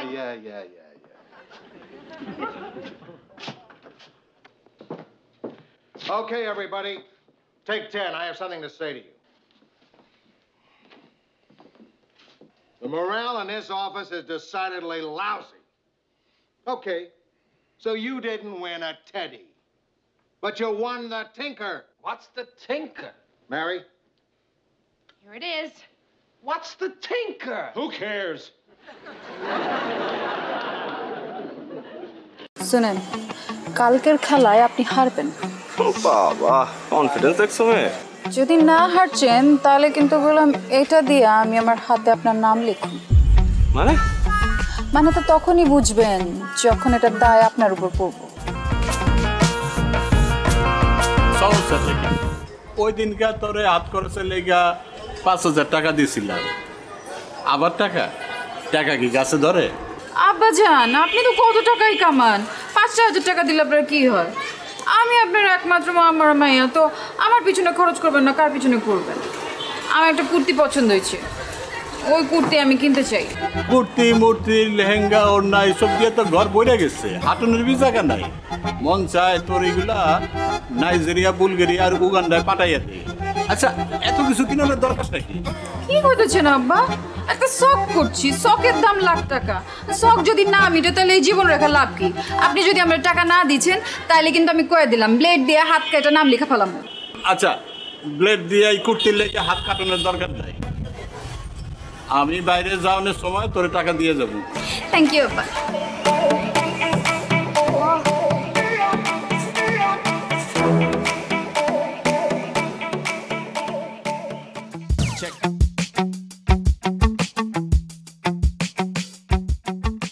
আচ্ছা লাইলি তুমি এরকম প্রতিদিন কোনো পড়াই complete করছো না আমি কিন্তু তোমাকে আর পড়াতে আসবো না আসেন না আপনারা কথাই কইছো এতে আমি কইছি শেষ পর্যন্ত তোমার বাবার কাছে আমাকে কমপ্লেন করতে হবে আপনি আমার বাবার কাছে কমপ্লেন করবেন পড়াশোনা করছো না বাবার কাছে কমপ্লেন করবো না অবশ্যই করবো ঠিক আছে আপনি যান আপনি আমার বাপের কাছে কমপ্লেন করেন এদিকে আমি ব্লেড দিয়ে হাত কেটে আপনার হাতের নাম লেখা রাখবো এখান দিয়ে বলতে চলেছ আস্তাগফিরুল্লাহ দেখো এইবার না হয় আমি তোমার বাবার কাছে কমপ্লেন করবো না কিন্তু তুমি যদি পরীক্ষায় ডাব্বা মারো তাহলে তো আবার আমি শেষ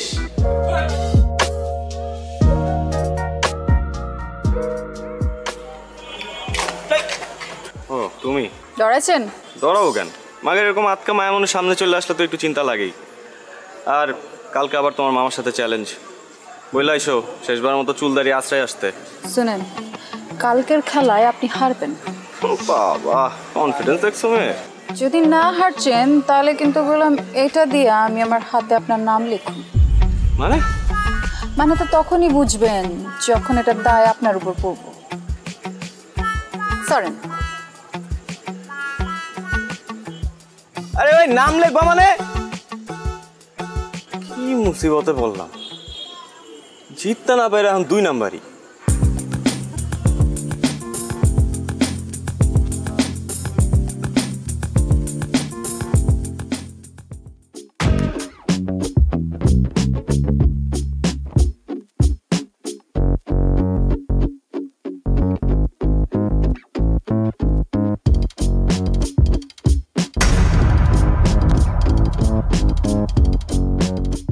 কি সমস্যা যাইতে দিতেছ না কেন সমস্যা আমার না আপনার আপনি মানুষ না খুনি?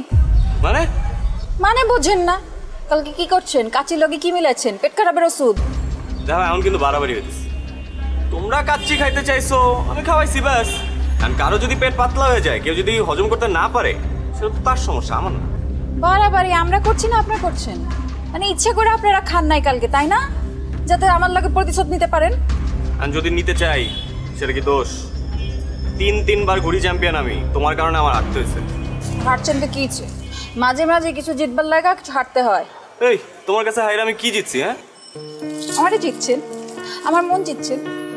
এই দেখো তুমি আমার আবার কোনো কিছু তো ফাঁসে দিচ্ছ, আমি বুঝছি। এইসব ফান্দে আমি পা দিতেছি না, প্লিজ। আমি আপনারে ফাঁসাই নাই, আপনি আমারে ফাঁসাইছেন। আমি তো আপনার প্রেমে পড়ে গেছি ফ্রি মাস্টার। আপনি আমার মারবেন, মারেন, কাটতেও ফালান, কিন্তু আমি আপনার ভালোবাসি, এটাই সায়েন্স। হ্যাঁ এর জন্যই তো সায়েন্সে মারো ডাব্বা। যতই অপমান করেন, শাদি তো আপনার আমার লগে হইব। তোমার মতো মেয়ের সাথে শাদি দূরে থাক, প্রেম পর্যন্ত করতে রাজি নাই আমি। আর এইসব ব্লেড ফেড দিয়ে কোনো কাজ হবে না, আমি ভয় পাই না আর। দেখো চন্দ্র তুমি কি করো।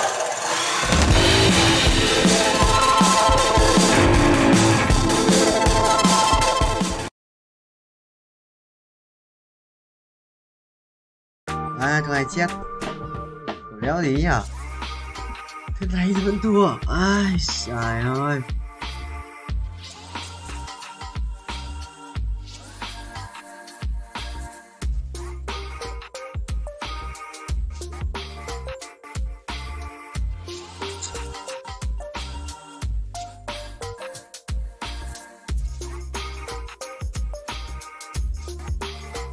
À đây đây đây đây.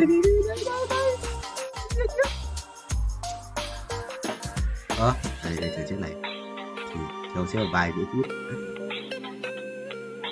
sẽ vài đĩa cút.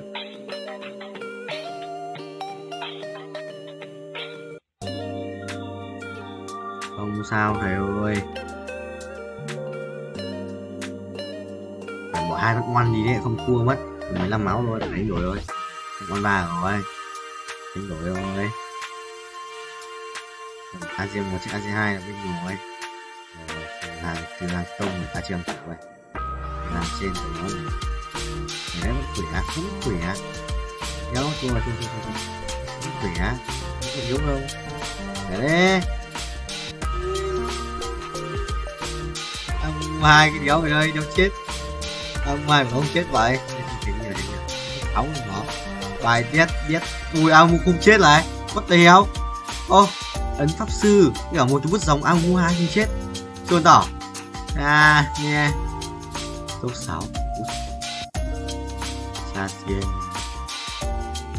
chat game chat game có 2-3 bật tiền 2-3 điểm thì mất hết tiền.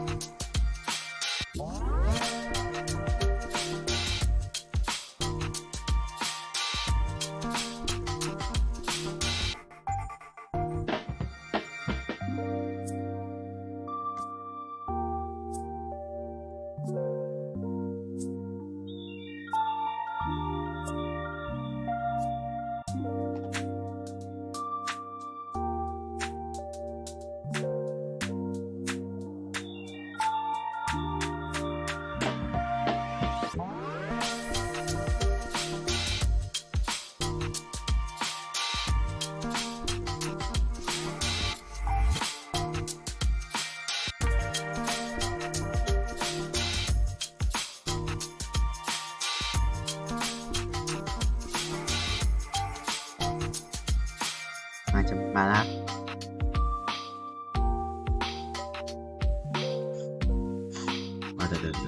nên đầu tiên lên 5 sơn nhỉ, nếu sắp 2 lần nữa khoảng bao nhiêu, khoảng là Israeli আগ্রাসন বহু মায়ের বুক খালি করেছে, রেহাই পায়নি সদ্যজাত শিশুও। চলমান সহিংসতায় প্রায় অর্ধশত শিশুর ঠিকানা হয়েছে কবর।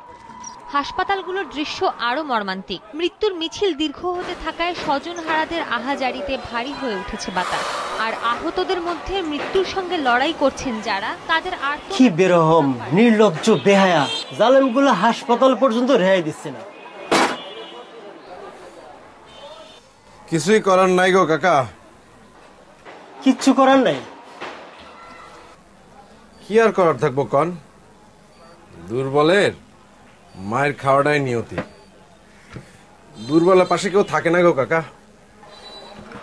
হ্যাঁ ফজলে মিয়া, ভালোই বলছো তুমি। দেখো না সারা বিশ্ব কেমন একদম চুপচাপ নিশ্চুপ হয়ে আছে।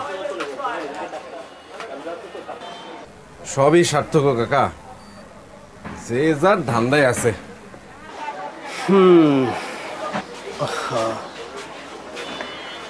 9, 10, 11, 12, মোট 12টা আছে না? বিকালের মধ্যে পাবো তো? সন্ধ্যার দিকে আসেন। লেট করেন না কিন্তু। আচ্ছা ঠিক আছে, লেট হইব না। নতুন নাকি? আসসালামু আলাইকুম। হ্যাঁ নতুন, কয়দিন ধরে আসছে। নাও সন্ধ্যার মধ্যে ভালো করে করে রাখো।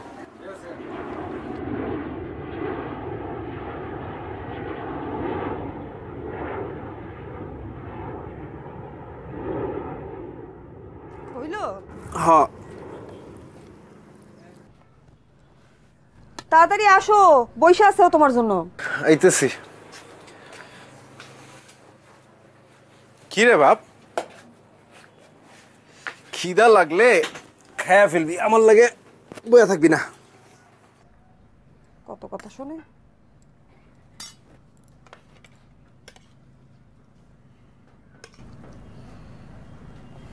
দেখি তোমার প্লেটটা দাও। শেষ। আরে ডিম ভাজি রে।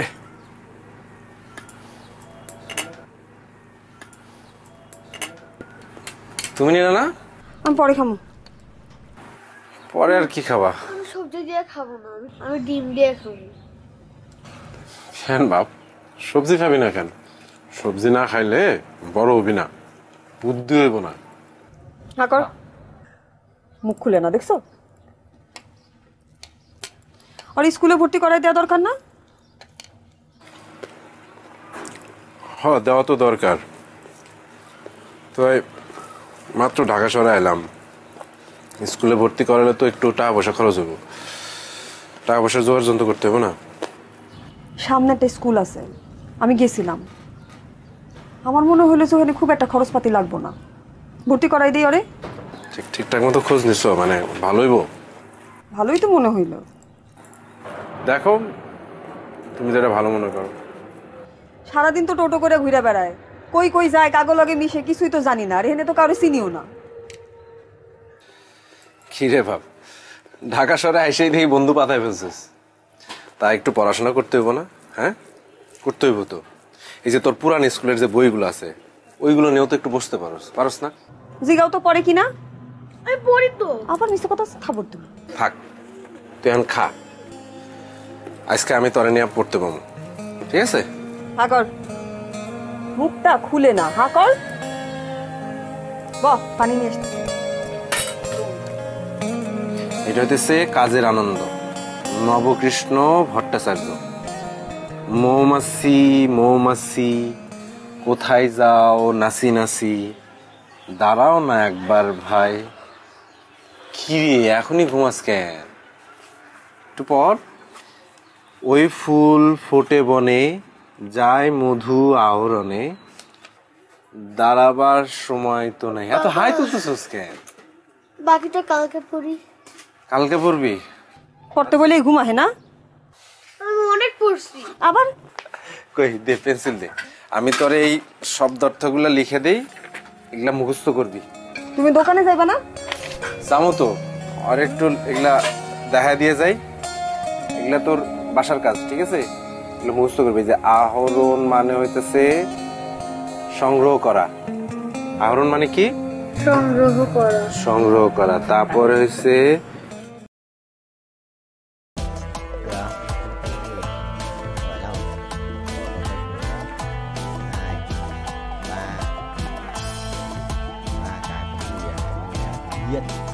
Mình thấy không?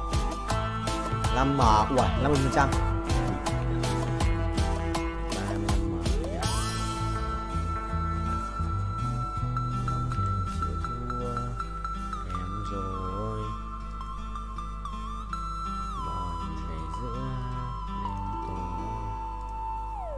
Không. Ui. Làm ly bia này. Độc dược à? Thôi cút. Không quan trọng. Vụ nổ lớn. Bình. Sẽ sẵn bài tử thần mà. Để hiểu sẽ sẵn bài. Chưa chạm đất. Chả cái đường đâu mà chạm chứ. Là thế rồi. Đang xuống rồi, đang vòng xuống rồi, đang vòng xuống. Đang số thì binh linh không? 3, 2, 1. Perfect một lần này. Đấy, kiếm 15 lần perfect không? 100 lần perfect là ăn 6 triệu. Ơ. Nhờ 7 triệu. Mình cần 50 thôi, đã được 5 củ rồi.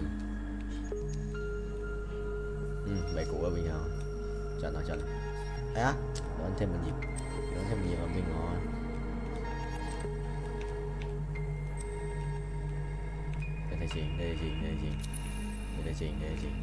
Đây chị. Ok. Không được.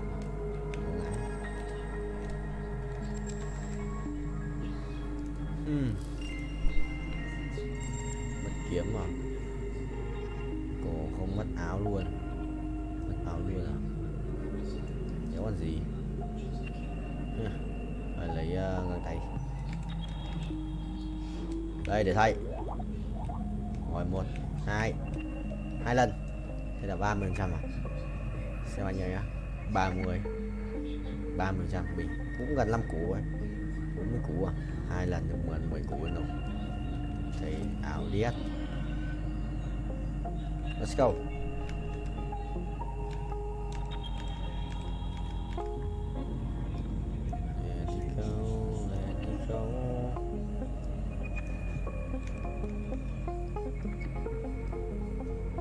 Rồi.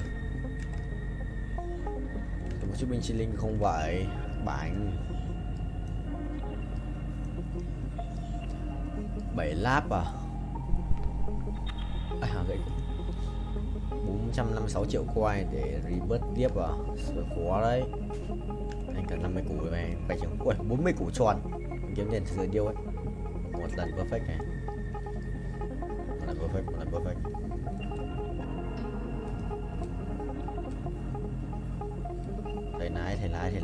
Thầy লাই. আজকে যদি আব্বু আম্মু যদি আমারে যদি বলতো যে সাকিব তুই বিয়ে কর তাহলে আমি এলেটে বান্দর তুই চুপ থাক। তুমি তো মোর বন্ধু সুরজ রে চেনো, মোর মেলা দিনের পুরানা বন্ধু। লোকটাও ভালো, বিশ্বাসী। আর তার মাইয়া যে খারাপ হইবে ইয়া কিন্তু মোর বিশ্বাস হয় না। আমার ওই দোস্ত সুরজ রে মুই কথা দিছি তার মাইয়া আয়সার লগে আগামী মাসে মগো পোলার বিয়া দিমু। তা বাবা তুমি কি কর? আলহামদুলিল্লাহ, রাস্তা ক্লিয়ার।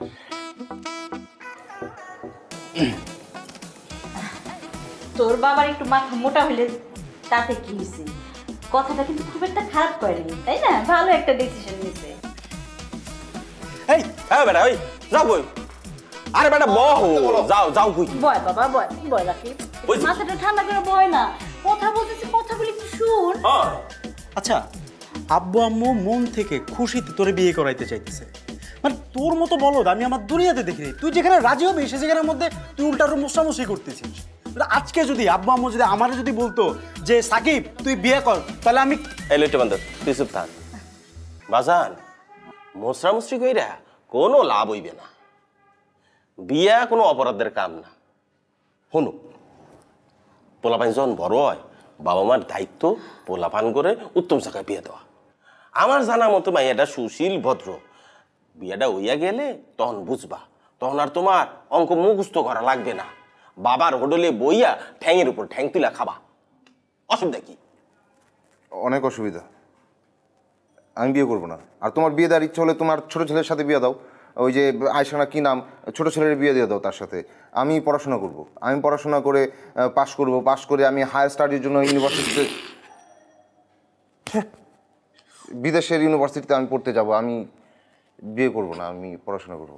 বাজান দিল্লি বহু দূর, ওদিকে তুমি তাকাইও না, লাভ হইবে না।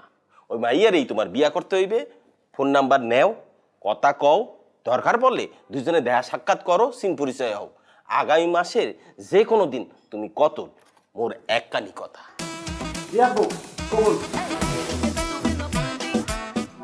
আপা তোরা তো জানিস তোর আব্বার মাথা গরম। যেই কথা বলে সেই কাজ না করা পর্যন্ত তার মাথাটা গরমই থাকে। তাছাড়া বাবা সবার তো আর লেখাপড়া হয় না, হয় ক? হ্যাঁ? বাবা যে বলছে বিয়ে শাদী কইরা বাবার ব্যবসাটা একটু দেখাশোনা কর, এতে করে তোর একটা নতুন জীবন হবে, একটা নতুন সংসার হবে, তাই না? জীবনটা একদম পাল্টায়া যাবে, ঝরঝরা হয়ে যাবে, তাই না? আব্বা আমার কথা শুনতে হয়। হ্যাঁ বাজান, আমার ভবিষ্যৎ এমনিও ভালো, পড়াশোনা করলেই ভবিষ্যৎ ভালো হবে। তুমি যাও এখান থেকে, যাও, আমার মেজাজ একটু গরম হয়ে যাচ্ছে, যাও এখান থেকে যাও। তোর বাবার কথাটা একটু ভালো করে মনোযোগ দিয়ে চিন্তা কর। হ্যাঁ,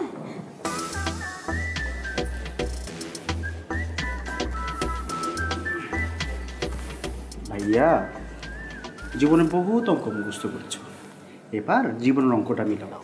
এই যে উস্কো খুস্কো গালগুলো আছে না, চুলগুলো আছে না, ওগুলো সেলুনে গিয়ে ফেশিয়াল টিশিয়াল করে একটু মানুষ হও, বুঝছো?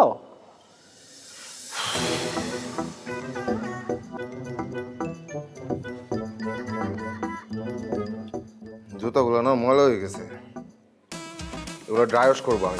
ড্রাই ওয়াশ করবো।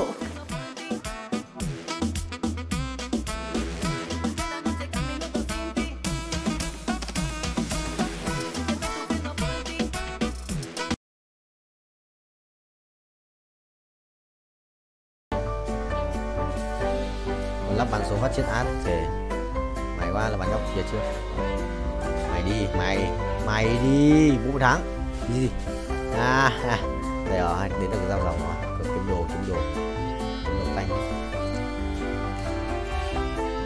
Tốc độ cao vậy thôi, 130.000 quay thì số tốc độ cao lắm. Khiếp, 3 thằng tốc độ cao đua nhau à? Anh sắp dừng rồi, anh sắp đến giới hạn. Tật quỷ đây. Đua nhau rồi chứ nhỉ? Sao nó bị nhường lên nhỉ? Đấy 415 này, lục mới à? 20 này, rồi new record. Bảo mà tận 430 quay. Lục mới tận 430 sử có ai vượt qua được. Có tiền à? Đây, add 2. Rồi đây.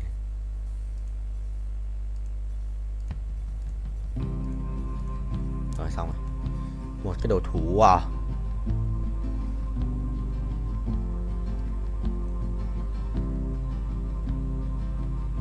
Rồi thủ tượng đi.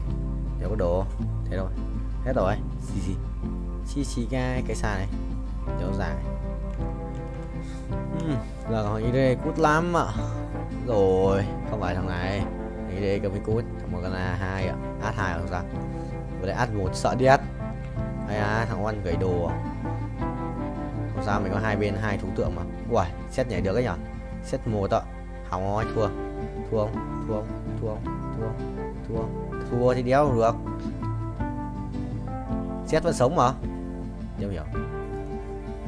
Rồi, mình sợ gặp thằng này cút luôn quá. Nếu mà giết được nó gặp nó chắc cút luôn. Vẻ đi. Chịu rồi. Đánh vài năm, đánh vài xong đấu Long Vương. Sửa khỏe vãi, anh đéo đánh được. Anh gặp thằng anh thua luôn. Đi lao 3 hoặc là set 2 thì còn có cơ hội. Thấy là thật. Rồi cộng 10 perfect cho tao.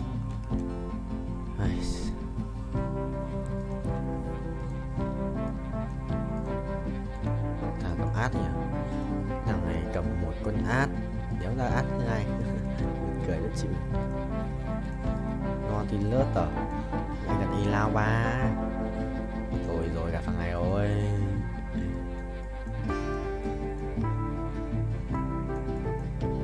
Gặp thằng ấy rồi. Kệ đi. Thôi anh bay tiếp, anh không quan tâm. Không quan trọng, vụ nổ lớn. Đi đây kìa, sợ vãi. Ê, thằng này xin xuống đây đấy. Rồi, xong rồi, thua rồi. Đi rồi. Đi xin xuống. ও তুমি ডরাইছেন? ডরাবো কেন? মাগের এরকম আটকা মায়া মনে সামনে চলে আসলে তো একটু চিন্তা লাগেই। আর কালকে আবার তোমার মামার সাথে চ্যালেঞ্জ। বইলা আইসো শেষবার মতো চুল দাঁড়িয়ে আশ্রয় আসতে। শুনেন, কালকের খেলায় আপনি হারবেন। বাবা, কনফিডেন্স দেখছো মেয়ে? যদি না হারছেন তাহলে কিন্তু বললাম এটা দিয়ে আমি আমার হাতে আপনার নাম লিখুন। মানে তো তখনই বুঝবেন যখন এটা দায় আপনার উপর পড়বো। সরেন। আরে ভাই, নাম লিখবা মানে? কি মুসিবতে বললাম। চিত্তা না পাইলে এখন 2 নাম্বারই।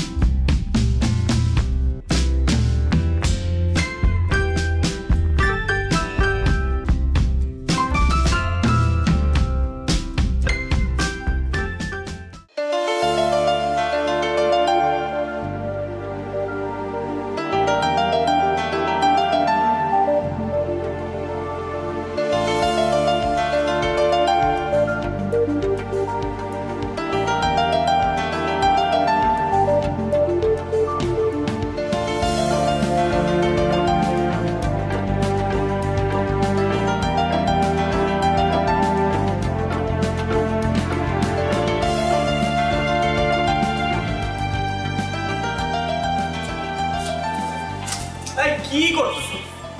এটা কি করলি তুই মামা বলতো? শেষ পর্যন্ত ওই হাবলু মামার কাছে। সরি বলছি তো, মিস্টেক হয়েছে। আর এটা খেলা না, খেলাতে হার জিত থাকি। এই কথা তুই বলতেছিস? 3 বারের চ্যাম্পিয়ন নিলয় বলতেছে এই কথা, শেষ পর্যন্ত খেলায় হার জিত থাকেই। হ্যাঁ বলতেছি, এবার হয় না আগামীবার হইব। আর শোন, আমাদের না বয়স বেশি হয়ে গেছে, ঠিক আছে? এখন এটা জুনিয়রদের করা কাম, আমরা অনেক সিনিয়র হয়ে গেছি। এই দাঁড়া দাঁড়া, জুনিয়র? হ্যাঁ, কোন অ্যাঙ্গেল ওই হাবলু মামার তো জুনিয়র মনে হলো? কত দেখি। এই কথা শোনার পরে ওই হাবলু মামা সানফ্লাওয়ার তেল মাইরা ঠিক ঠিক করে হাসবো। তুই এমন একটা কাজ করছিস মামা, এলাকায় মুখ দেখানোর মতো অবস্থা থাকবো না। টাকা দিতেছি, একটা কাজ কর, বোরকা কিনা পিন্দা করতে থাক, ঠিক আছে? এলাকায় মুখ দেখাইতে হইব না। দাঁড়া দাঁড়া দাঁড়া, আমার মনে হইতেছে কেউ তোরে তাবিজ করছে। তুই কখনো তো এই কথা বলার ছেলে না, কি হয়েছে কত? কোনো তাবিজ টাবিজ কিছু না। আর শোন, আনোয়ারের রহিম বাবুর ছেড়ে আনতে পাঠাইছিলাম, কই হয়? ভাই আসসালামু আলাইকুম। ভাই ওয়ালাইকুম আসসালাম। আনোয়ার কই? ভাই পাটায় কই জানি গেল গা ভাই?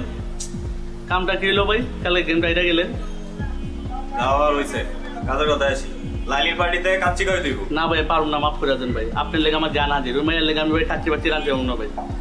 তুই কি কর? রহিম ভাই মাথা ঠান্ডা, মাথা ঠান্ডা। তোমাদের ছাড়া হইব না তো বিষয়টা। এমন কাচ্চি খাওয়াই ফিরবো, মনে করো 7 দিন যাতে কেউ বাথরুম থেকে বাইর না হইতে পারে। বুঝছো না বিষয়টা? পারো না? যাও এবার রেডি করে গিয়া যাও তাড়াতাড়ি।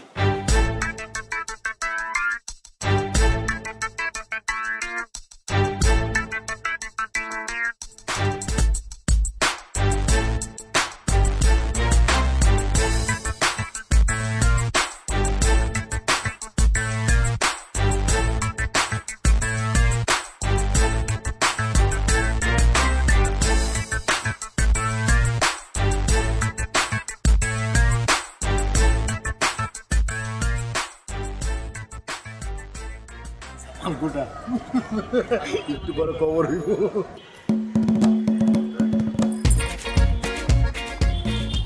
তোমরা আমগুলোকে বইতা। আরে আমরা তো খাবোই, আগে আপ্যায়নটা করে নেই। পুরান ঢাকার ট্রেডিশন তো আপ্যায়ন করা, কি মামা? এই তো দুষ্ট লাইনে আছো, এরকম লাইনে থাকলে তো কোনো সমস্যা হইতো না। খুব তো কইছিল খেলার কথা, এখন বুঝছো খেলা কি? এখন একদম ক্লিয়ার মামা। আপনার একটু কাছে দিই। আলু দেই, আলু আলু। না না আলু না, গোস্ত দাও, গোস্ত দাও। এই যে গোস্ত দেই। অনেক মজা হয়েছে। এই লাইনে দাও, লাইনে দাও। আলু লো লো লো লো লাইলি লো। তুমি লই বানি খাইতা মজা তো। তুমি একটু খাও। সবাই আমগুলোকে খাইতা। আরে খাবো তো, খাবার তো আছে। আমগুলোকে খাও। আরে মামা খান তো, আছে কিছু লাগলে বললেন কিন্তু। মজা হয়েছে খাওয়াটা না? আসলে না তুলো গোস্ত লো।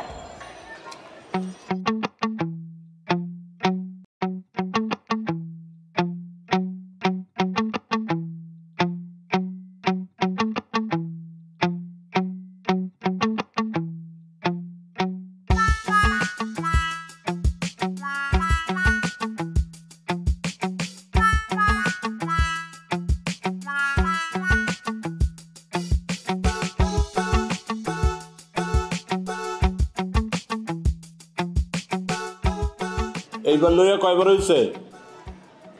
ভাই 5 বার। তোমার এত করে কইছি যে একটু কম কম খাও, মাগনা খাওন পাইলে হুদাই হামাম করে খাও। দুলা ভাই আমি তো মাগনা খাওন খাই ভাই, আমরা তো বাজিতে জিতছি আর আমি তো পরিমাণ মতোই খাইছি। বিশ্বাস করেন দুলা ভাই, আমি নিশ্চিত ওরা খাওয়ানোর মধ্যে কিছু মিশাইছে। লাইলিও তো পরিমাণ মতো খাইছে, ওরা তো পেট নামছে শুনছি। হ্যাঁ, মানুষের খায় কাম নাই, তোমার খাওয়ানোর লোকে কিছু মিলাইছে। ভাই আপনি জানেন না, ওরা অনেক ডেঞ্জারাস, অনেক ডেঞ্জারাস দুলা ভাই। ওরা প্রত্যেকটা ধরে ধরে ফাঁসি দেওয়া উচিত দুলা ভাই। আমি খালি একটু সোজা হয়ে দাঁড়াইলই, তারপর দেখেন আমি রাজপথে নামবো, রাজপথে নামবো, আমি আন্দোলন করবো গো ফাঁসির লিগা। যাও যাও, তুমি তোমার কানে যাও, আমি তোমার লেগে কেড়ে বয়ে থাকো। আপনি একটু বহান ভাই।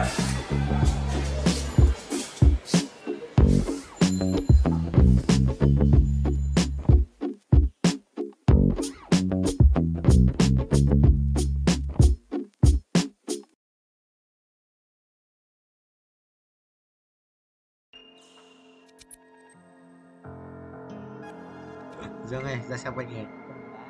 Trong người đá nhìn này.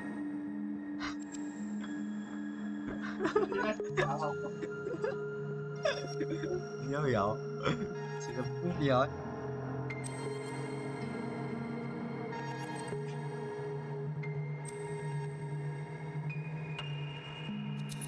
Nó cái đéo gì?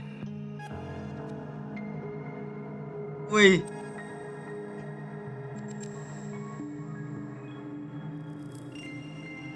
À, chị ba dạ. Nghỉ đi anh chưa nghỉ được lâu mà nhá đi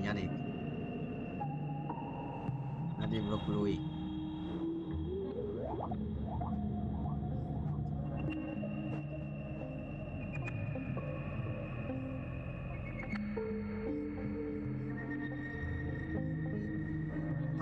cảnh vẽ đầu sĩ thật sự bản hắc ám của gia đình chơi cả trận đấu với bài trận đấu xong một đấu ạ. Đây đây đây đây đây này đây này đây đây này hết rồi đây này đây đây chất lỡ đéo gì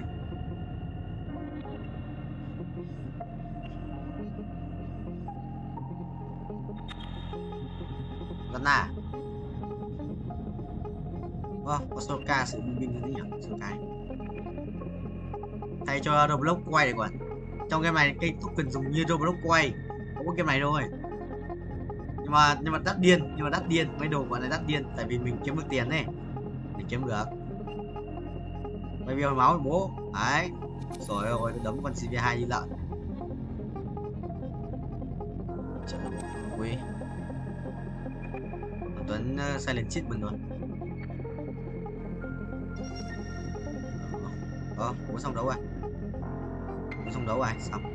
Được để giữ đi để con này trước này. Được lui rồi. Ok. Anh đi dàn cá để xong. Lên nhỉ? Nếu không là đéo gì ăn. Quan tối ăn xử lần ít đấy, lúc chưa ngồi bóc cả một túi lạc vào cho anh bóng lốp một tí cả cái răng một đống lên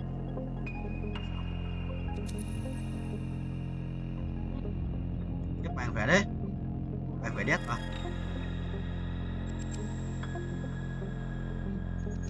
rồi bao nhiêu tiếng rồi?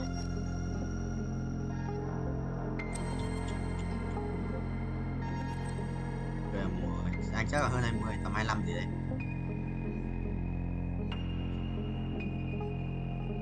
Quỷ đấy.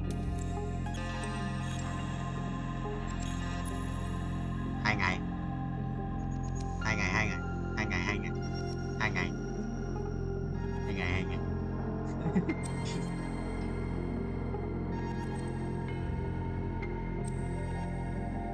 Ê, đéo dồn được cái đéo này này.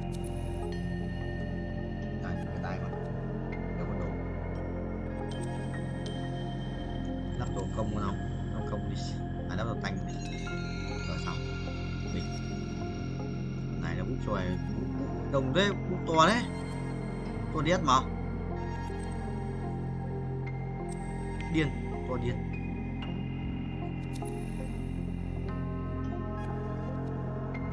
buồn lắm em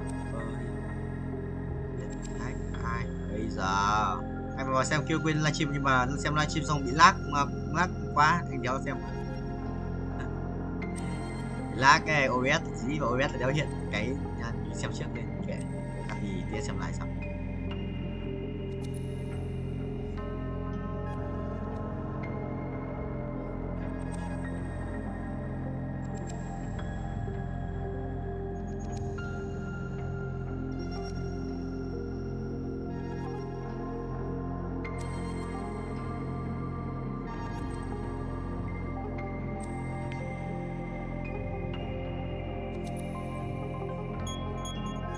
hai và 2 sao à dấu được còn kia này ở kia này còn kia này để kiếm quyền lắc hai còn không dấu quần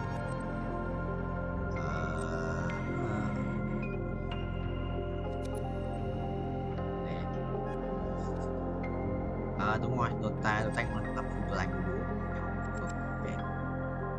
xin tính xong anh quay ba lô rồi quay lần 7 phút nữa để qua định nhà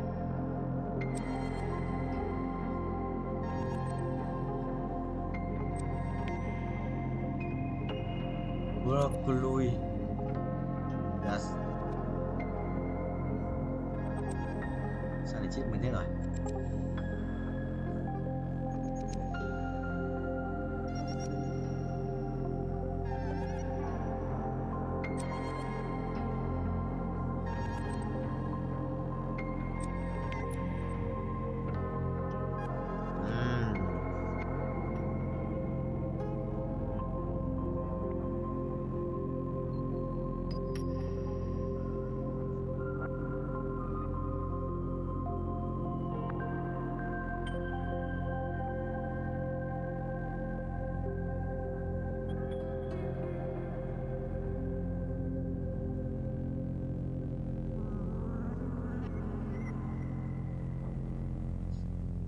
ác quỷ phi phai sống dai thành huyền thoại chi vừa núp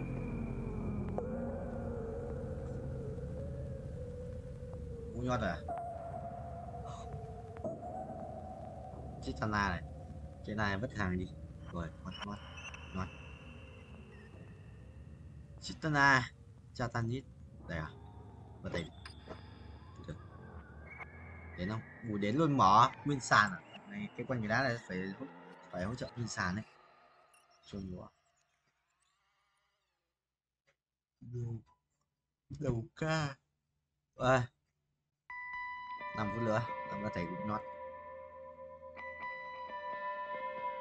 thì quật rồi đây rồi 5 đồng nữa làm qua đồng 30 5 đồng nữa mà vẫn có 18 đồng một chút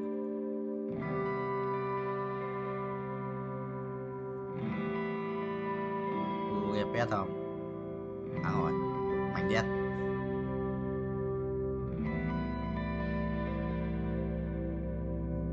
xong đấu dài hơi mở này đâu bạc 7k game mở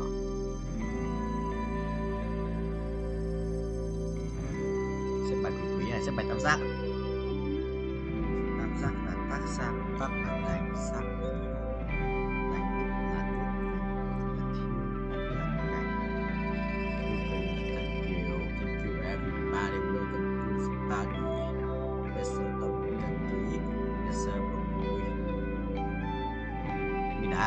đá anh đánh lắp full đồ story nhé đi xin đó là món một tổ đi xin này một tổ đi xin một đúng bên nó xong ta đi xin nó không 2% ta đi xin nó không nhảy lên xin chung bố áo xin bia Soraka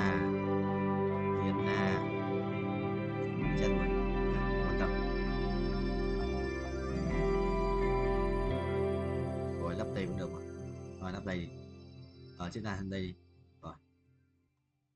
Một vé số tông cả ký trong mai xịt phẩm bên nhí hàng giờ hút không thể cúc cũng này nhảy này kia rồi cái tay ra nội trong 3k đánh sơ broccoli 5700 007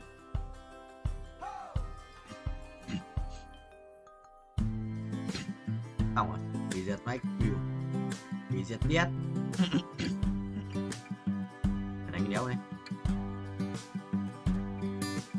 đéo sao đánh bên nhà